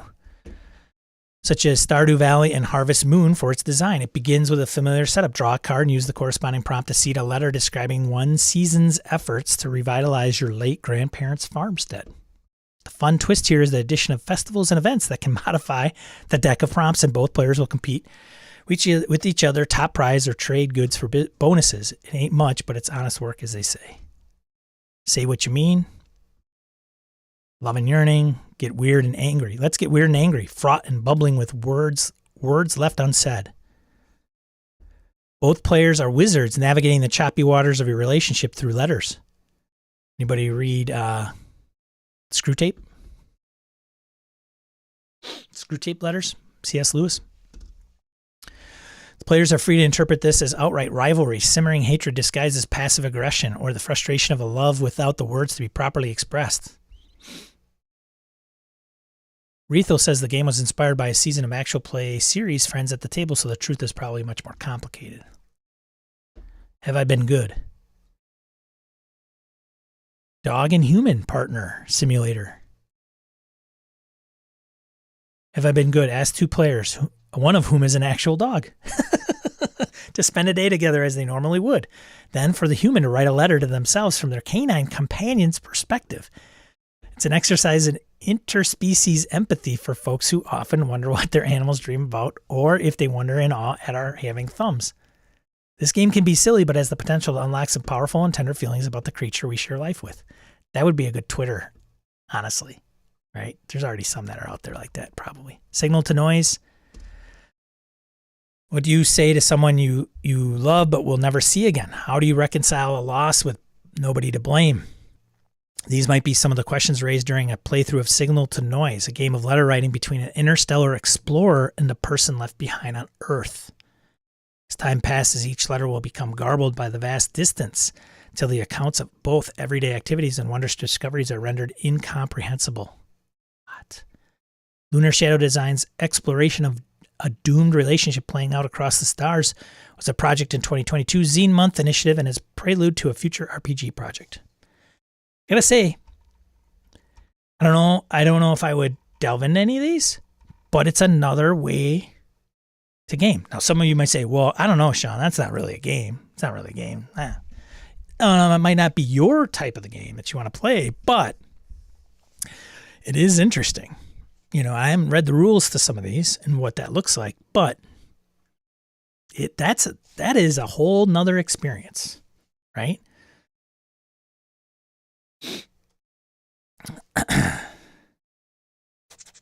Harrigan says, I still love going to the mailbox. Who says?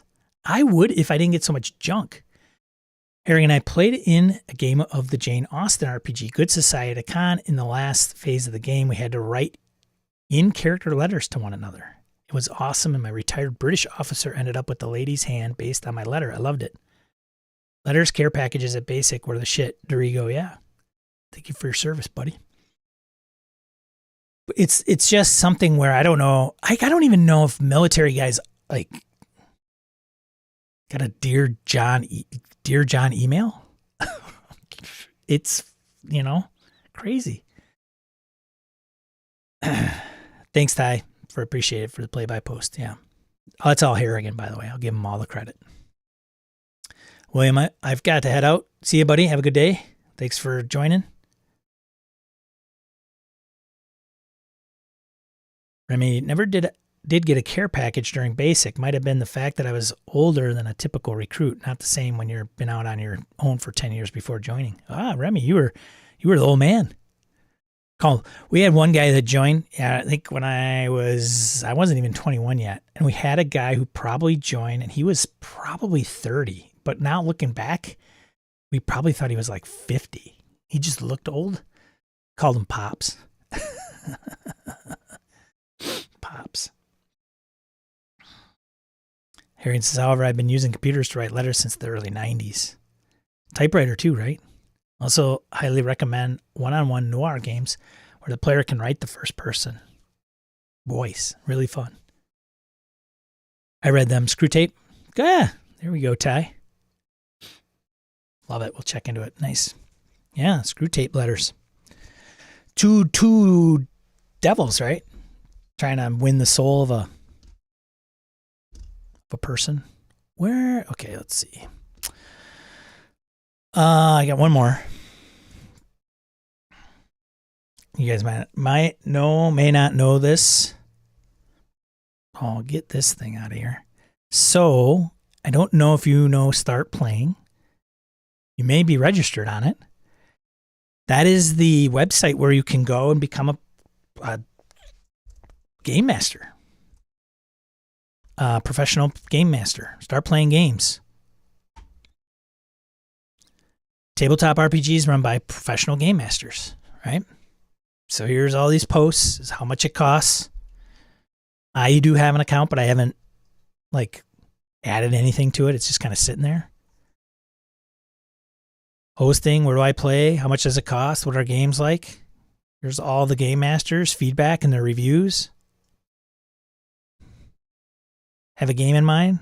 They'll make it happen. Request a game. FAQ. So this is the site you can go to. That site raised $6.5 million. $6.5 million. What? San Francisco company has created an online platform to help players find tabletop role-playing gamers to join and run professional game masters. Crazy. Maybe geeky enterprise, but it says a lot that Andreessen Horowitz, if you're in the startup biz, man, they are a known place, VC org. One of the biggest game investors chose to lead the round via its general partners, Jonathan Lai and Andrew Chen. Funds will go towards scaling marketing. Here, I'll read this big. The funds will go towards scaling marketing to reach new players, broadening Start Playing network of industry partnerships, and hiring top talent. The company aims to double the team's size by the end of the year.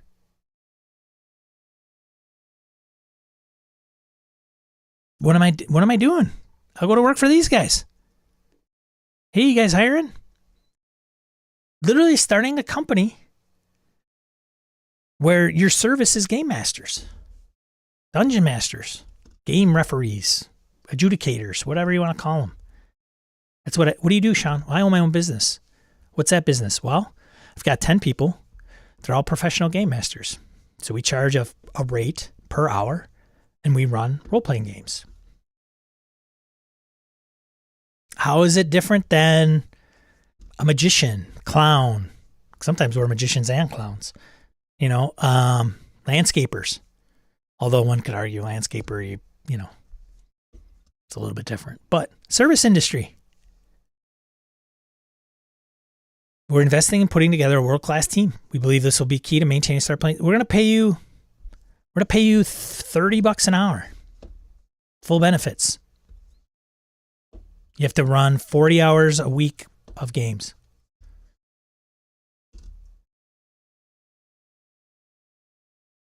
Well, why would I do that? I'll just go independent. I'll just be like a consultant and do my own. You could do that. All right. Maybe they do 1099. Probably 1099 with these guys anyway. I said in a blog post, more than 40 million people play D&D around the world, and sales have grown by double-digit percentages for the last 5 consecutive years. No longer a fringe hobby, D&D features prominently in mainstream and celebrity culture. A16Z's investment in the platform forecasts the consolidation of such games into the mainstream and the rise of professional avenue for skilled players.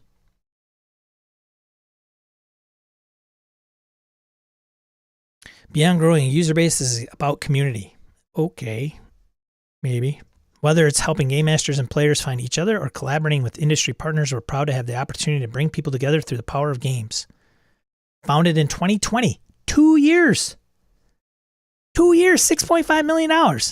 Start Playing has seen over 100,000 games hosted by more than 1,000 professional game masters on the platform to earn $2.5 million and counting. Start Playing's continued growth points to a demand for professional game masters and evergreen interest in tabletop role-playing games.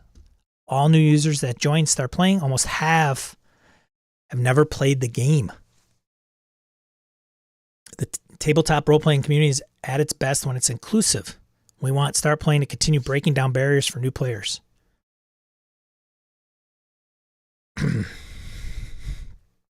Players can start playing at any skill level with or without a group. Here's the deal. Here's one thing. Some of us have some very strong opinions on professional game mastering. I don't think it should be a thing.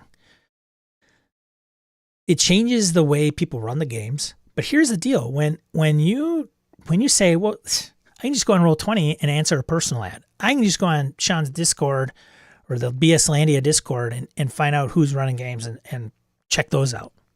And many of them are great. But this takes it 3 levels up, way beyond, or it should, right? It should be professional. There's probably a certain etiquette behind it. You should have a good idea of who you're getting as a game master, how they're going to run. And even if you don't know how they're going to run, they can tell you, and it's going to be conservative. Let's say that, conservative in their approach. Man, you go on some of these, post something in your game store, who the hell knows what you're going to find, honestly. Right? And if you're new,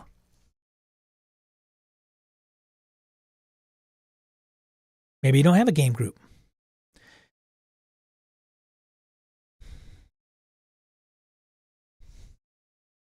Players can join Start Playing at any skill level or with or without a group.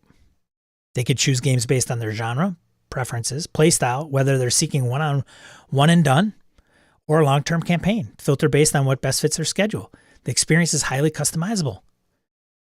This solves problems. Like it or not, it just does. The experience is highly customizable at its core. Start Playing works towards holding space for all players. We're investing in putting together a world-class team. They could literally have a bucket of on-staff GMs. They vetted, background checked, put them through the ringer. Those are, and then charge a premium for them. Anybody else like Sean, you might be able to get there and you could still earn money. We're going to take a little bit of piece for bringing it all together and being able to market it and market your background and whatever. But, you're just going to get this, smidgen. You'd be like a freelancer.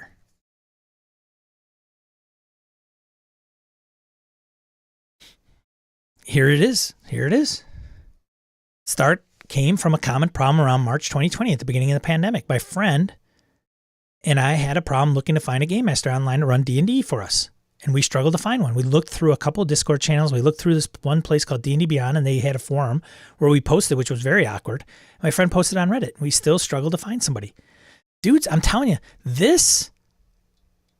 I know Start Playing. I registered with them, but it hasn't gone any further. But the thing is, if they've gotten $6.5 million in the attention of Horowitz Andreessen, somebody there knows what the hell they're doing. They do, from a business perspective, which is what I think some of us need in our hobby. Again, like it or not. If this is not for you, great. You're not their target audience. They eventually found 2 people, and one of them flaked out entirely. The other one asked them to submit an application in the form of a 1-page document describing why the game master should take the job. We decided not to do that because that was horrendously awkward, but we learned this was common practice. Obviously, the in-person stuff stopped. So we ultimately called around a couple of people that had websites that used to do in-person, and we were pretty convinced we could do a better job of what was currently on the internet, which was Discord and Reddit. Fill the gap, man. They eventually found Schulich, who is known as the San Francisco DM, and they reached out to him. He became a co-founder as they figured out that they could start a company to fill this need. Schulich himself had a list of 30 or so people who could handle game master duties. There's a stable. Their list grew and grew, and they eventually built a platform for matchmaking players into online games with trained GMs in a variety of games. I think really what players pay for, generally speaking, is a good host. They need someone who coordinates the group, makes sure people are coming on time, and is prepared to run the session. For the most part, people are just paying for a nice, courteous host to go ahead and help them play these games and to run these games. The company got started initially built a platform for groups of players, but they had to adapt.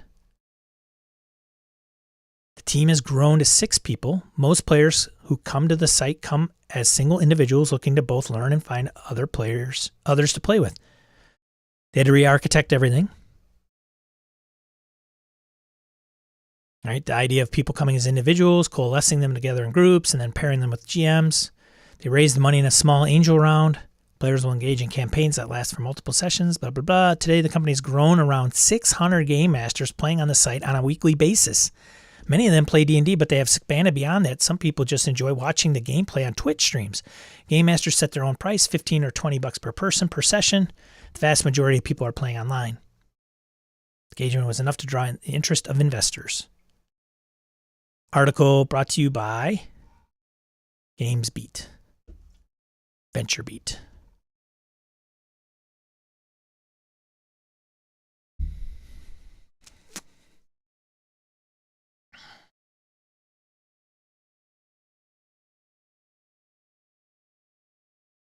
So where's the post for GMs to pay players to playing their game? Oh, it's on there. Company raises $6.1 million to do a worse job of gather game masters than podcast gaming and BS did. What's up, Laramie?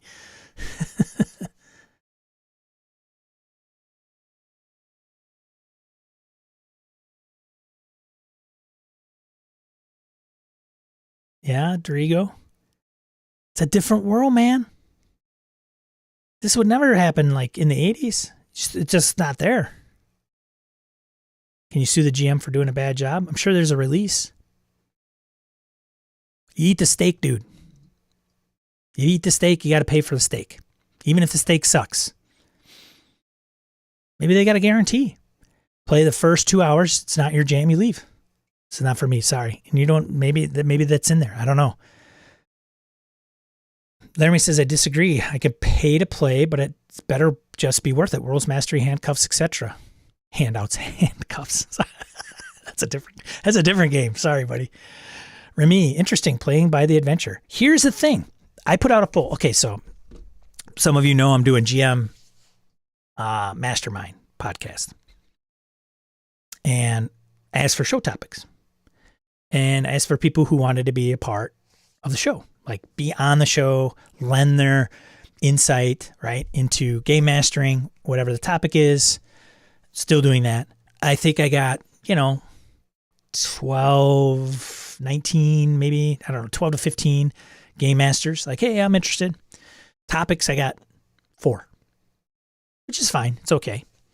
And some of the topics are all the same. Like, I mean, not all the same, but we have our old, fallbacks, like session, prep, trouble players, blah, blah, blah, blah, blah, right? They're all pretty much, we're all going to rehash those, but I'll rehash them with 3 different people that come from 3 different backgrounds, right? They've game mastered play by post. They've done, 10 years. They've done 3 years. They've done it in the UK. They've done it in the US, whatever, Asia, different minds of thought, right? So I thought, well, how can I get some more topics, right? Because the conundrum I'm running into is, do I get the trust, the brain trust, the host to come on the show? And then how do we pick the topic? Do we pick the topic amongst the hosts, right? So one of the hosts was like, well, I hope, I hope we're not talking about supers because I'm not a supers guy, right? So that would be a bad thing. So how do I manage that, right? Which is a great question. So I have to probably say, hey, are you available? And what would you be willing to talk about? Or here's a list of topics we haven't talked about. What would be up your alley? Good to know. And then align everything for them to be on the show. So to get some topic juice, I go to social media and post on Twitter. Hey, what's the top? And I give Hoos a credit for this. Hey, you know what you should do? You should go online and pool, patrons and the Discord and Twitter about your top three issues that you run into as a game master. Boom, right? When I did that and went out on Twitter, I got a pretty decent amount of responses. I think I'm up to like 20 or 30 now, at least. Actually 40, because I think each person would post 3, but there's a theme that's going on.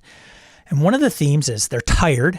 Like a lot of game masters are tired. I'm tired of prep. I'm tired. I'm wrangling players. Scheduling is a big issue. And I think when you cover scheduling, like, okay, let's cover scheduling. Okay, there's few ways you can schedule games, but there's still always going to be this, hey, I can't make it that night. I hope that's okay. And it may be the occasional hiccup. Does that kill the momentum of the game? Depends on how often it happens. But you go to this start playing place, a lot of those little problems that all these game masters are coming up with are gone. They disappear. Or it's so minimal that you're like, it happens, but not that often. When you pay for stuff, shit changes. Ask your players to chip in every week. And I bet you the dynamic changes. Strange, weird, right? I can't imagine charging my players to play with me. It's the same reason that cons have gone to an event-based pay model. Yeah, you pay for a badge. Gamehole Con, pay for a badge, pay for an event. The events, I don't know what they're up to now. They were like $4. So literally it's like a 4-hour event, $4. So it's $1 an hour. Your chances of people showing or flaking decreases. Huge. They got a stake. And there is, like, I think even predictably irrational, the book says don't do anything for free if you want, like webinars, free webinars. How many people like show up for free webinars? Like I sign up and then I'll get the recording. And then I never even look at the recording. I pay for that $5 for that thing. I bet you I'll probably look into it.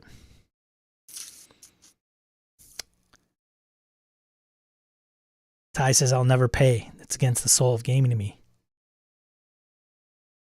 If you don't have to pay, you don't pay. There's a lot of problems that come with this, with kind of like, hey, and we tolerate it or we move on. And a lot of people don't move on. They stay with the crappy green group that they're in.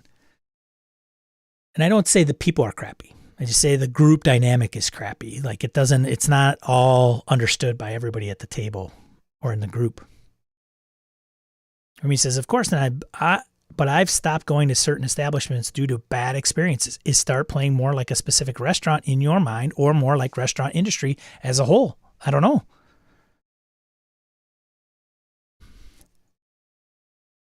But when you pay, like even like Laramie's talking about or even mentioning above, like he's saying, hey, if I pay, the level of expectation is grossly higher. It is. And it may be worth every penny.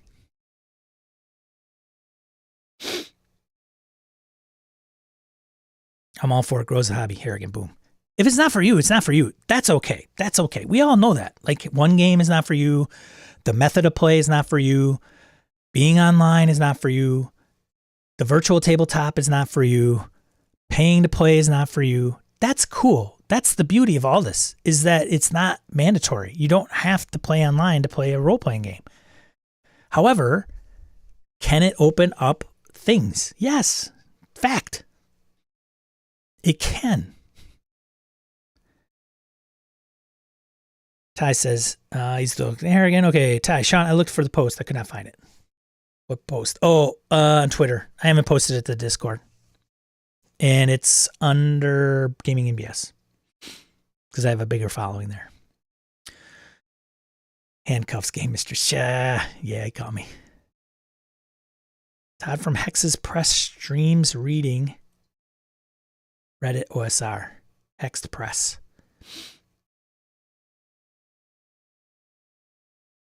Prep is part GMing. We just have to make it smarter. Sure, prep is a whole ordeal. Twitter's still around? Yeah, it is. No, it's not okay to show up. Yeah, well. Laramie, I don't know if I even welcomed you, man. Good to see you, buddy. Thanks for saving lives this week, Laramie. Can't imagine anyone paying you either, Sean. Sad trombone. Twitter, still around. Yeah, worth a lot less. Roger, I've considered doing a pay table, but donating the funds to charity. All right, let's start over again. It's okay for you to make money. It's okay. You have permission to make money. Do a good job, right? Put it in your pocket. Sometimes I should probably listen to that. It's okay. It's your time. We don't have any more. I'm on the other end, right? I have less now in front of me. That's why our priorities change later in life. 98% of creators make crap in this hobby. I really hope that changes. It does mean that costs will have to rise, says Wayne. Who says, yeah, I put enough pressure on myself, adding performing because of money. I don't know. Tunes are not for me. Who's? I think you'd be surprised at what would be probably a good professional game master. I don't think, how do I put this? We know crap when we see it. Quacks like a duck, sounds like a duck. And I think with the feedback mechanism, right? The reviews and this and that. And I think it's expectations. Another thing I found out during this like little poll exercise is people are like, yeah, players in my group don't show up. Scheduling is tough. Oh, or Dorigo. Everybody knows Dorigo, right? Dorigo. He wrote Lost in Time, Scream. Oh, his books. Great guy on Twitter. Reputable publisher, designer, right? Put stuff out there. He responded and said, a mixed match of players or something like that. Something like that. And I wasn't understanding what he was getting at. And he's like, getting people that play Tune, the RPG, in a Call of Cthulhu game. Or they act like they're playing Tune in a Call of Cthulhu game, right? The mismatch in expectations and tone. So they're playing horror and they want to kind of get into that seriousness and suspense, but people are like laughing it off as a joke. And some of these things, like, I don't know. I need to know more. I need more. Can you more? Like, is this your home group? Is this random people? How often do you do session 0? Blah, blah, blah, blah, blah, on and on and on, right? And the more you understand it, you can go, oh, okay. Here's where it is, right? A lot of people won't leave their game group, their friends. Guilty. Or people have different priorities, which is fine. But if they don't match yours, you run into issues. And then they're like, I don't want to play with anybody. I want to play with my friends. And it's going to take a long time before some of those people realize that if you like gaming and with your friends, that's great. But if they're not in the same mindset, they're going to cause you a butt ton of frustration.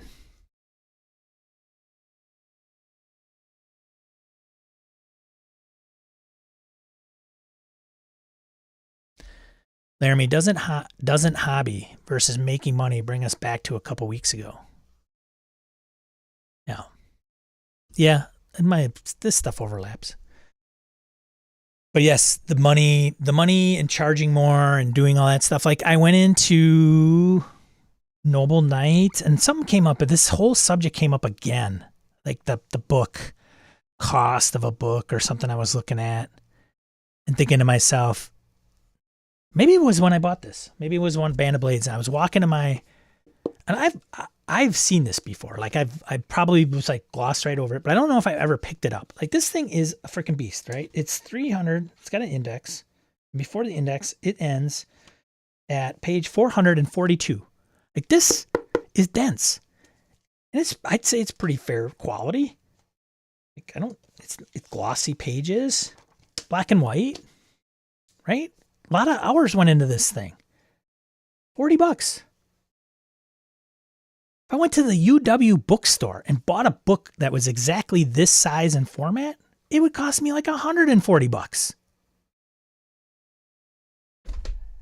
The economy that I talked about last week, and I apologize to rehash that, but I'm thinking like, what happens when you buy a role-playing game book? So even kicking this thing off, we were talking about buying. What are we doing? Why are we buying all these books? Why? What are we doing? We're never going to play them. We're never going to read them.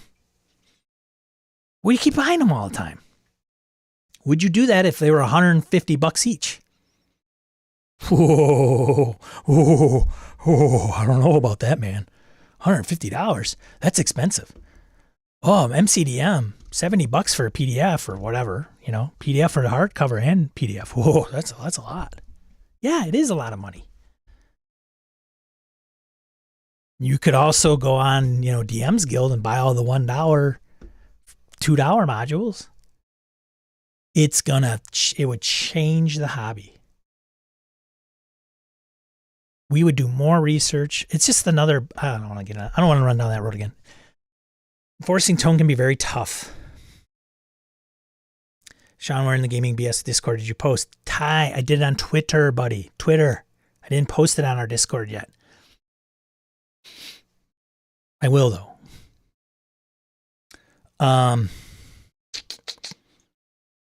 Rehash a lot. Yes. We love hash. I love hash. Hash is good. Corned beef and hash. But start playing, man. $6.5 million. That's not chump change. There's somebody on a Shark Tank. Like, let me pitch you our freaking model. And this is why we're going to change gaming. I don't know, man. Some of us would say, I don't see where I would pay. I don't know. But here's the thing. How much time do you lose with players not showing up, or, what's the risk of playing in a game you're not sure how it's going to go, or if you are even going to like the game or not? There's a lot of problems those guys are going to be solving. And why do we go to like the same? Some of us don't go to the same barber. Like some of us guys don't give a shit. We go to cost cutters, freaking whoever's behind the chair. Hey, take it off the ears, short on the sides, length, leave it a little long. No flat top looking thing. We're fine. Ladies, not all, spend a butt ton of money on hair, like getting their hair done. My wife, different cuts. I mean, she disappears for 4 hours, man, getting her hair cut. And she's going to go to the same person all the time. For us, it may be that game master.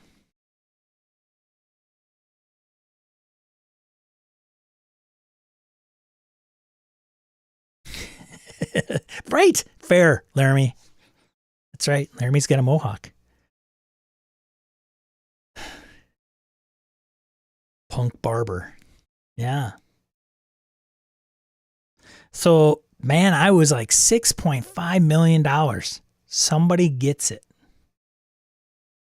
And they don't need everybody. They don't need my dollar. They don't need your dollar. They just need a percent of the industry's dollar.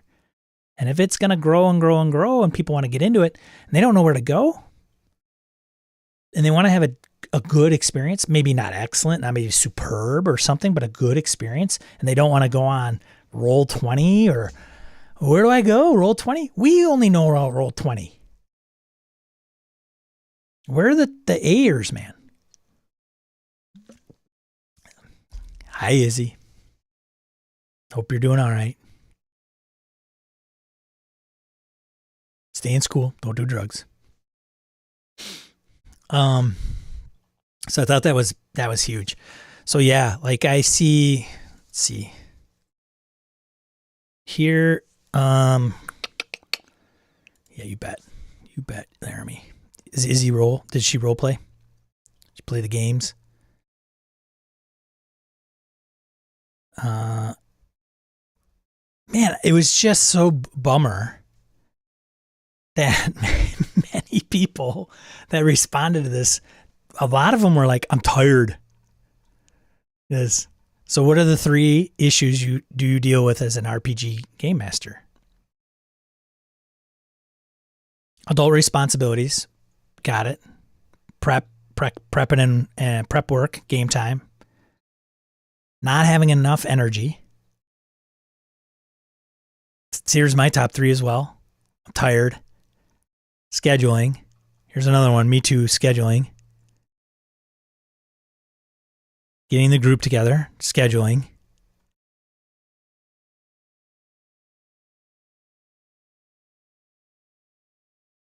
There's Phil. Finding the time, summoning the motivation to do prep. Being overly self-criticism. Criticism over decisions and plotting, blah, blah, blah. And scheduling.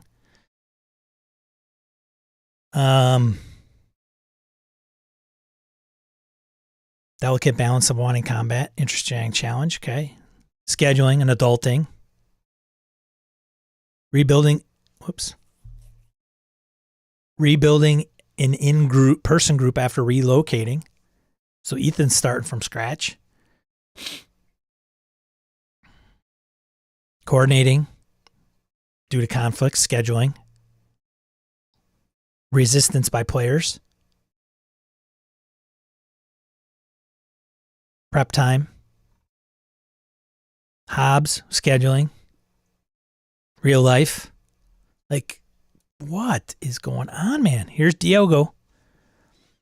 Unrelenting self-doubt, laziness, and wacky players. That's what he said. So I'm like, wacky players, help me understand that. And that's where he mentioned like somebody playing Toon in a Call of Cthulhu game. Scheduling. What's more important? Yeah. RPGs are the ones you love. Job. Offspring. Yeah. So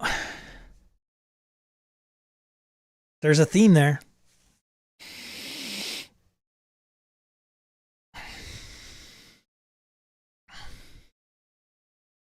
I should pay my barber more, but taking money from my left hand to put it in my right hand, I don't know. Izzy, I bet you didn't think like a YouTuber could be this old.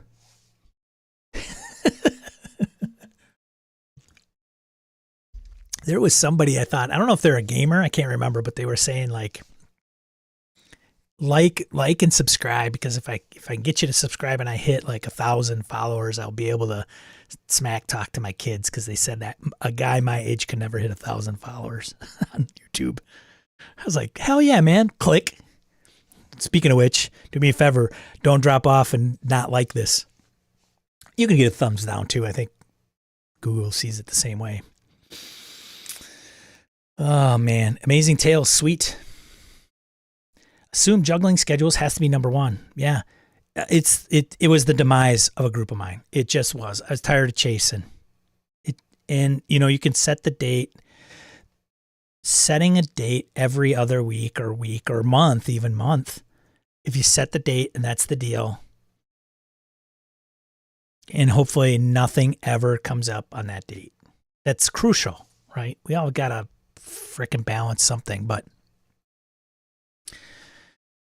I don't know if anybody I know is watching this that I think. Well, here's the thing, Farty. I think I might give paid games another try. Here's the thing. You could be the payee, not the payer. So you know, that also brings a different player to the game.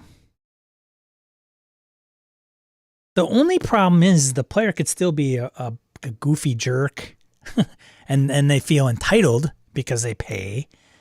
But I don't know if that's the case. Ty says, I'm ashamed to admit I forgot about game I really wanted to play in. They started an hour before I was awake today. So I'm part of the problem. Shame on me. At least you realize it, Ty.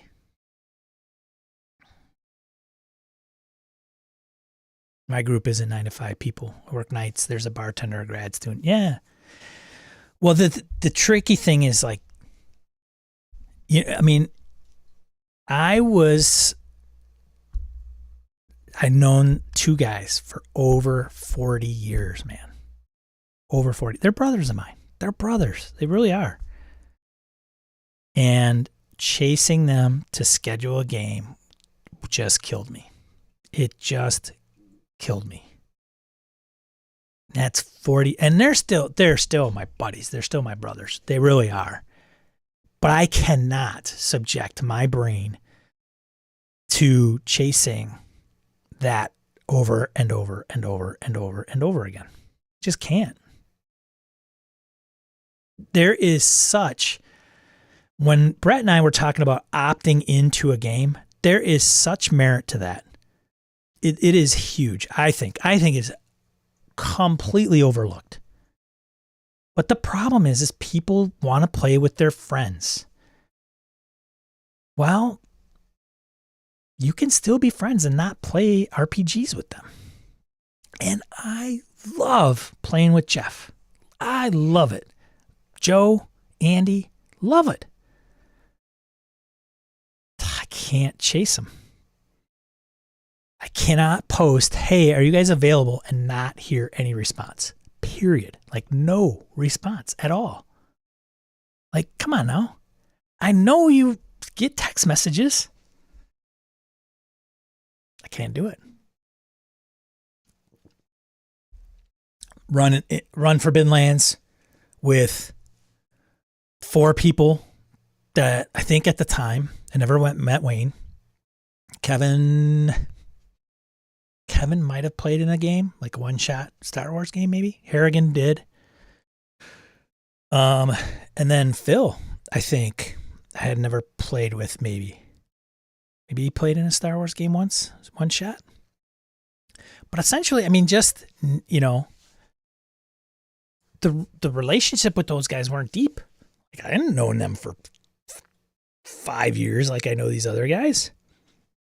We post on Discord like, hey, still playing this week? Yeah. All in one day. For Remy, remember being in a Roll20 group years back where a couple of players kept missing sessions, mainly due to life issues. Yes, it happens. It happens for sure. Fortunately, the GM lost it on those of us showing up and dissolved the campaign and cut ties with us, the people actually showing up consistently. Yeah, that sucks. That sucks. My boat was these 3 yahoos. I just was like, I cannot post on our forums and have you guys respond like 2 weeks later. No.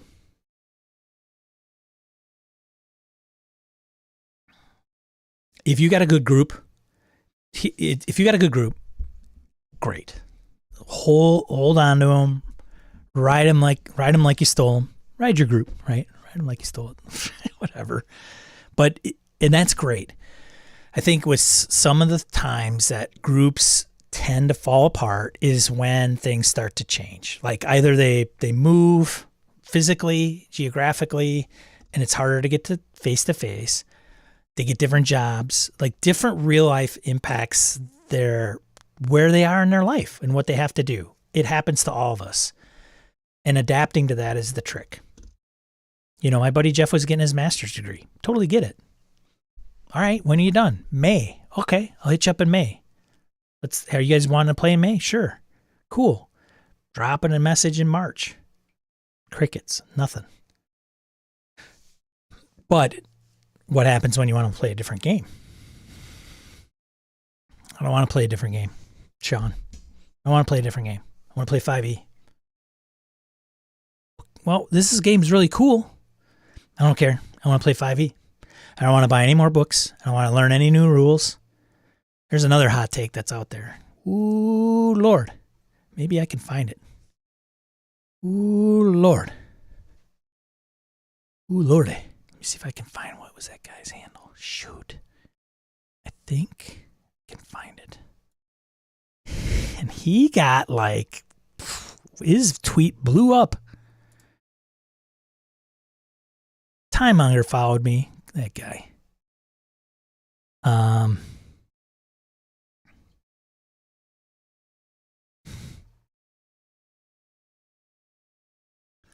Let's see. Where is it? If I can find it. Shoot. I think. So the guy who tweeted it basically said, I want a D&D game, only I want goblins, goblins behind the counter of a fast food joint, this, and that.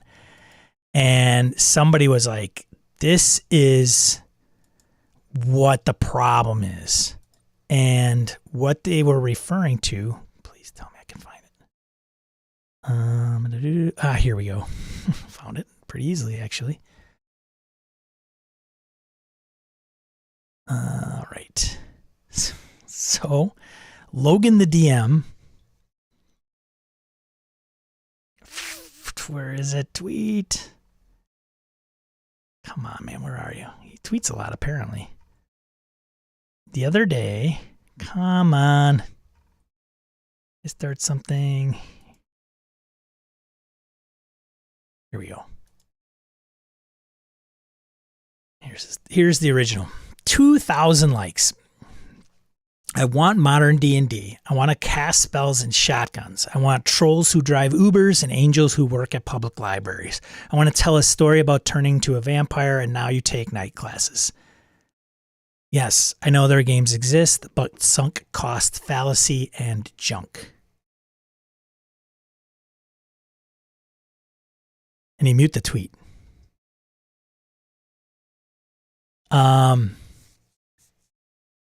So somebody, if I can find the guy who really...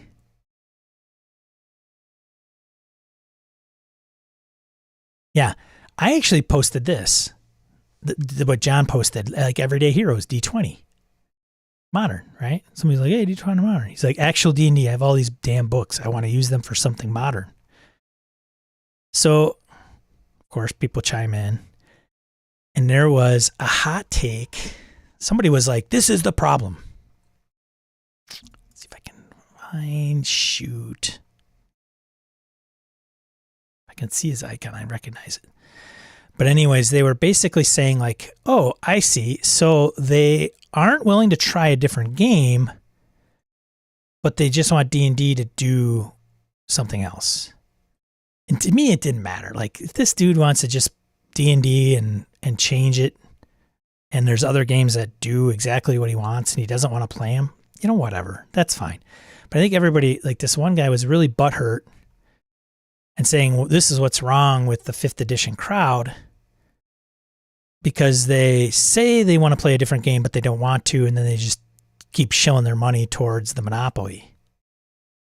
I'm like, can we stop calling Wizards of the Coast a monopoly for Pete's frickin' sake? And I can't find the retweet. Damn it. Shoot. But I don't know. It was just, I don't know why I brought this up. It was just Twitter drama, RPGs. And it does kind of raise a bit of a point. Not, you know, nothing there. Hey, Logan, you play whatever you want, man. But it is kind of strange, the conundrum of, and it goes back to, why don't 5e people oh, shit. Maddie's stuff got flagged. The conundrum, I think, was the argument was like, why don't 5th edition people try other games? Quit giving all their money to the Wizards, blah, blah, blah, or whatever. So, yeah, I don't know. Whatever.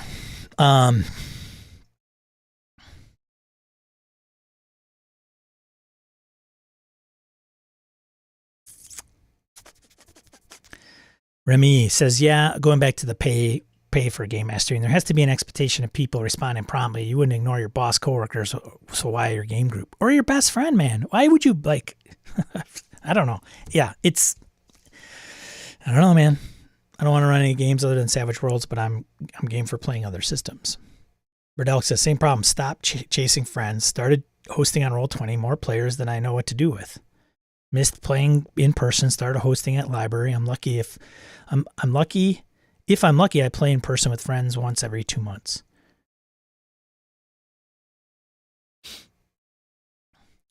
Dorigo, question hypothetical. If I paid you $20 a session to run a Forbidden Lands every other week, would that be worth it to you? To be clear, I'm not sure it's worth it to me. Is $20 enough? So I don't know to answer you. And I think, John, you're probably sending that out to anybody, I guess. Maddie says, no, fuck that. He's completely right. Nobody wants to try a new game. It sucks. That's Maddie Q's response to Logan. Rodel says, problem of this take, in my opinion, was then go ahead and make your D&D game into that game. Yeah.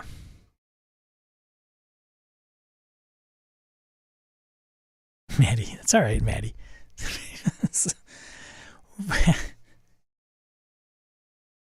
I'm surprised he got the traffic he did, man. It just going back to Dorigo.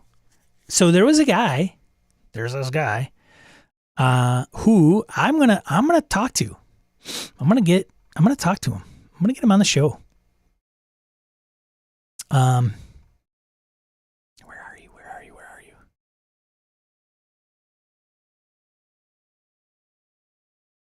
Where are you, dude? Damn it. I keep track of this shit. Rob Donahue, he's always wise. Oh, I found it. I found a tweet. So this guy, dudes, will demand the entire industry cater to the already monopolistic company to and say with a straight face, you're correct. I'm a Watsy goblin. Give me my treats. I did not consent to this kind of violence this early in the morning. And then so props to everyone in that thread who read the entire prompt and said, fuck you, have you tried this other game? I don't want to learn a new game. I'll read 10,000 pages of lore for a new world, add 17 new mechanics, but 56 splat books, and create my own hack for Roll20. But I will not learn a new game. It's simply too much work.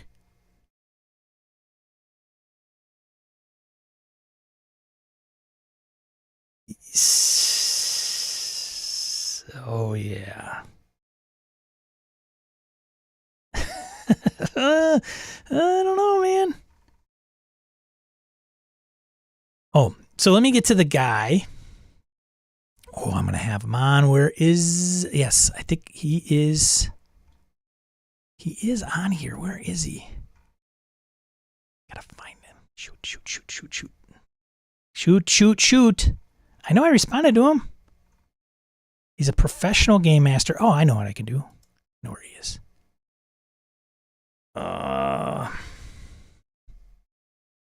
No. Following. Here we go. Donathan Fry. Professional game master, tabletop RPG designer for Fallout, Dark Matter, 5th edition, Atonement, and more. So this is Don. And he posted on Twitter and said, hey, where did he post it? Come on, Don, where's your stuff? Damn it. He basically said, here we go. Perfect. For TTRPG folks curious about working as a professional game master, I'd love to connect. It's been my full-time job for a few years now, and I've learned a lot. It's the most joyful work I've ever done. I'd like to help folks in the space if I can, and I'd be very happy to chat. If you'd like to chat, blah, blah, blah. Here we go. It's a busy life. This blew up, blah, blah, blah. Here I told him, hey, I'm going to hit you up. He's like, all right, man. So, having said that, Few questions. How many games are you running a week per month?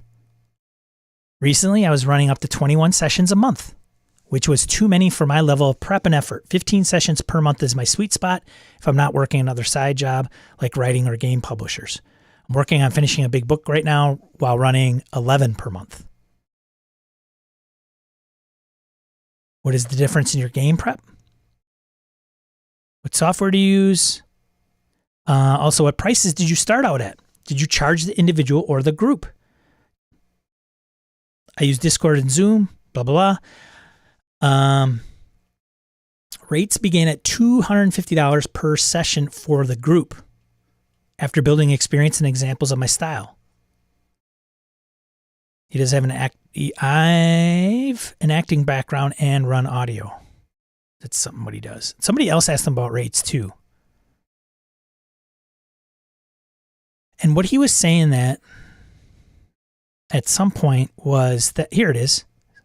Serious question, how is the payment?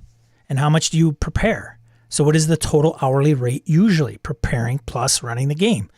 I heard once about a professional GM from a friend who does it for companies as a team building. That's gold there. I'll speak for me since those things vary so much. 8 to 10 hours per private session, including prep and admin. My rates are between $300 and $350 a session. I definitely didn't start at that rate. Note, he didn't start at that rate. I think $150 per session is the minimum fair rate starting out if you keep your prep time low. I'm not sure about corporate team building, probably more money. I absolutely earn a living wage from running custom private campaigns that I design for various groups. I know I'm definitely not the only one. I think that will become more common as the industry grows and more folks become aware of it.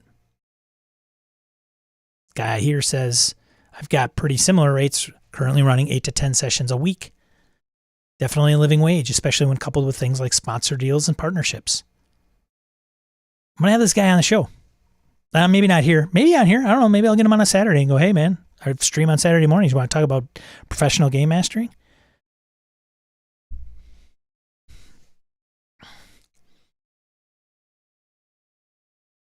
Problem with this take, in my opinion, was then go ahead and make your D&D game into that game. Yeah. Oh, I'm back. I'm behind. Oops.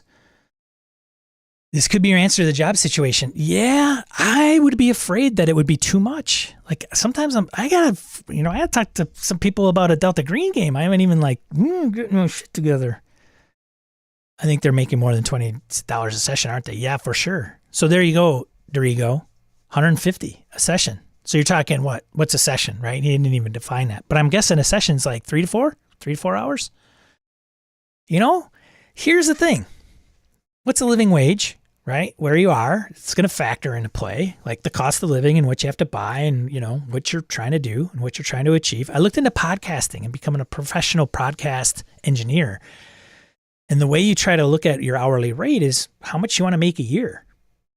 2080 amount of hours in a work week. In a work year, it's 2,080 hours. Okay. So how to figure out your salary, just take your hourly rate times 2080. That's how much you make annually. And you back that up. And so you got to take, I don't have a 401k. So what do you do there? And I don't have medical. So how do I pay for my medical? And I'm paying $1,000 a month right now, at least out of pocket. So you kind of go out of that and you're like, okay, $150. You start out $150 for 3 hours. That's $50, $50 an hour. Right? Times 2080. So somebody's like, oh, you made $100,000 a year. That's a lot. Well, yeah, maybe. If you take out like just $12,000 or more for health expenses in the U.S., mind you, if you're outside of the U.S., it's holding their ball game. But nonetheless, you cover that. And stuff's going to get eaten up pretty quick. Like you want to put some money away for retirement, there's no matching. Like if you're working for yourself, the only matching is you. So factor in vacation and prep. Yeah, for sure, man. For sure. There's a lot of things, right? So when employers pay you, I don't want to get into a lot of real life, but let's face it. When employers pay you, they're paying more than just your salary. Like your overhead, I think it's like 30% more, maybe 30 to 38% more. So just take your salary and add another 38% onto that. Remy could probably tell me.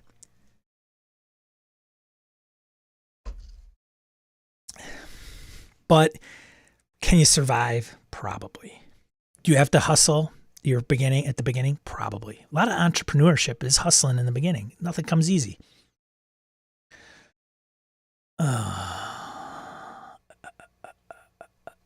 Yeah, I don't know, man, if I could become a professional game master.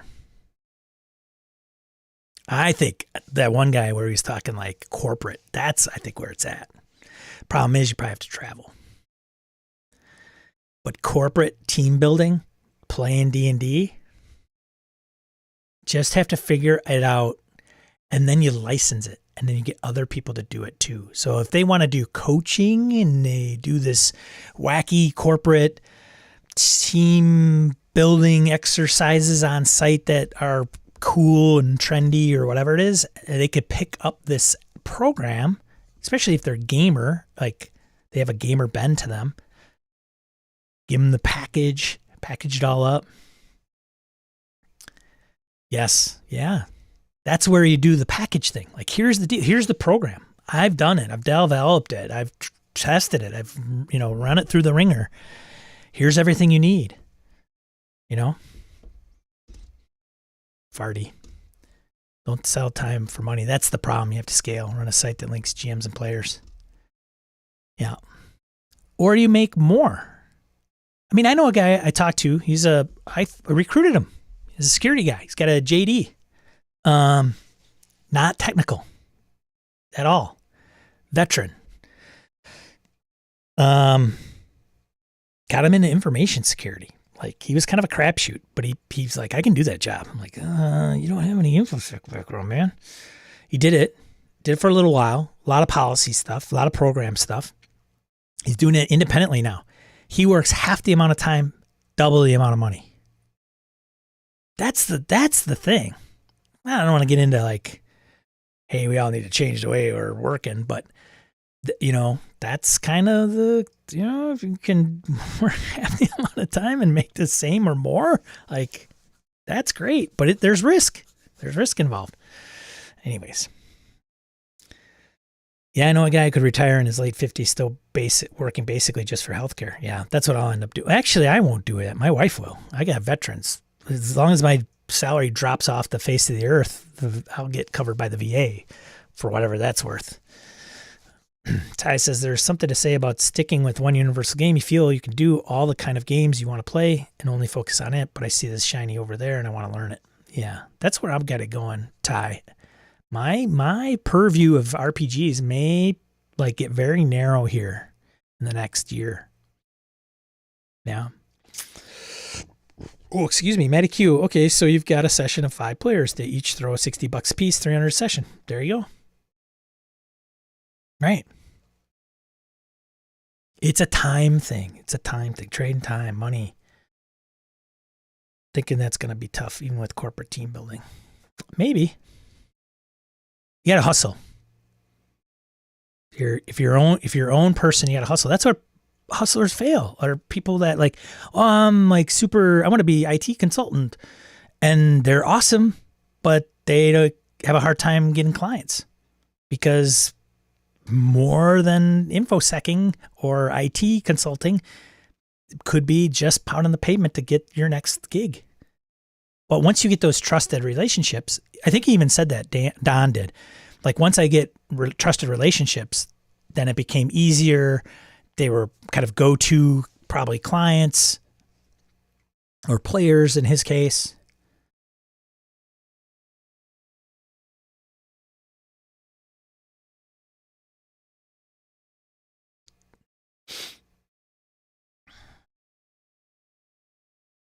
Matty Q, however, if you iced the medical aspect and were able to get some kind of clinical backing to assist with autism spectrum situations, nursing homes, then I believe you'd make bank. Maybe if you have some state-sponsored programs that you could get some money from, sure.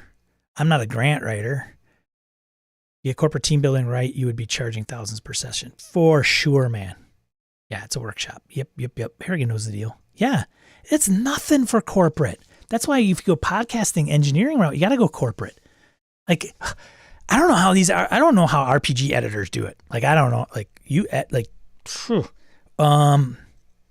Rob Abaducci, I think, was doing a lot of editing for RPG podcasters. They don't have any money.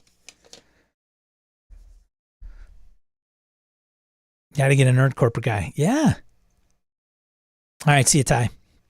Yeah, but it's, and I got to wrap up pretty soon here too. We've been on for a while. And I know my dogs will be trouncing down the stairs pretty soon. But yeah, it's, corporate would be a good place, but then you got to pound corporate and get the right person, and what does that look like? And maybe you only run it once. Like, oh, I went to do it at that one company and that was kind of it.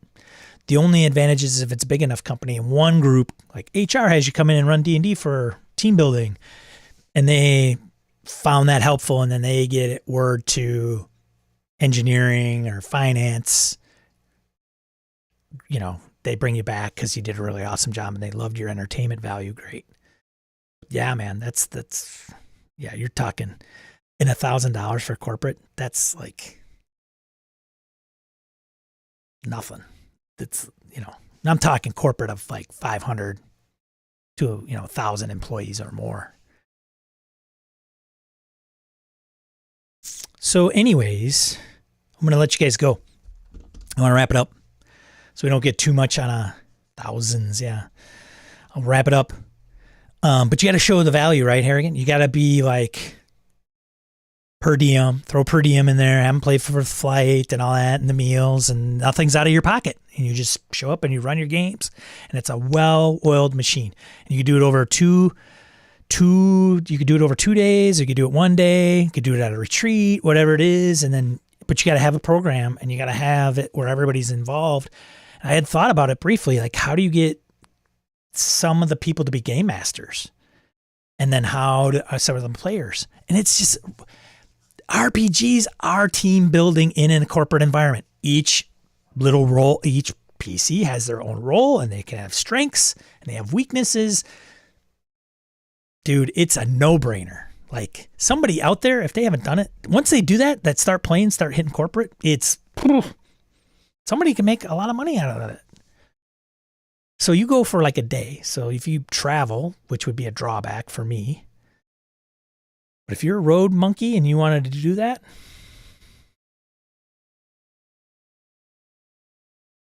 you could do what? I don't know, 4 sessions a month, charge $5,000, $20,000 a month. That's 240 G's a year. That's going to cover some bills, man. Woo.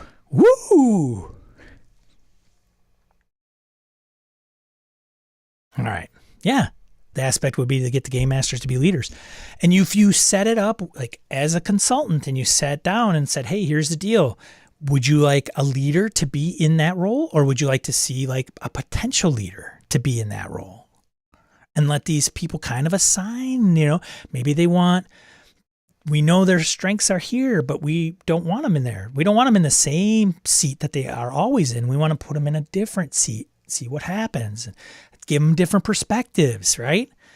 Nothing worse than like developers in IT and networking people in IT butting heads because the other one doesn't know the other person's job. Like the quandaries, right? Like, hey, can't you just do this? It's not that easy. Well, why isn't it? Well, let's flip roles for a week and see what happens. Like those kind of situations that might be beneficial to a corporate setting. Anyways. All right. Hit like. Wayne knows the deal. Hit like or hit thumbs down and hit subscribe. Thank you so much for tuning in. I really appreciate it. Good to see everybody. Good active chat today. GM Mastermind episode coming probably late next week. So you have to check that out. If you're not familiar with that, head over to gmmastermind.com and hit subscribe. Pull it up in your podcatcher. GM Mastermind. And subscribe. That would be awesome. Because then you start right at the ground floor, man. Episode 0 is already dropped. It kind of tells you what the show is going to be about. I modified it a little bit, but it's still going to be somewhat in the track. Got some some maybe likely people you'll see on the show. And who knows, I may even tap you to be on there as well and lend your expertise. So anyways, yeah, what's up, Laramie? You're the best. Good luck with the job hunt. Thanks, Laramie. Thanks, everybody. Hey, and remember, be a positive force in the tabletop RPG hobby. Appreciate it. Okay, Mistress Mastermind, I'm going to brain you, Wayne. We'll talk to you guys later. Have a good weekend.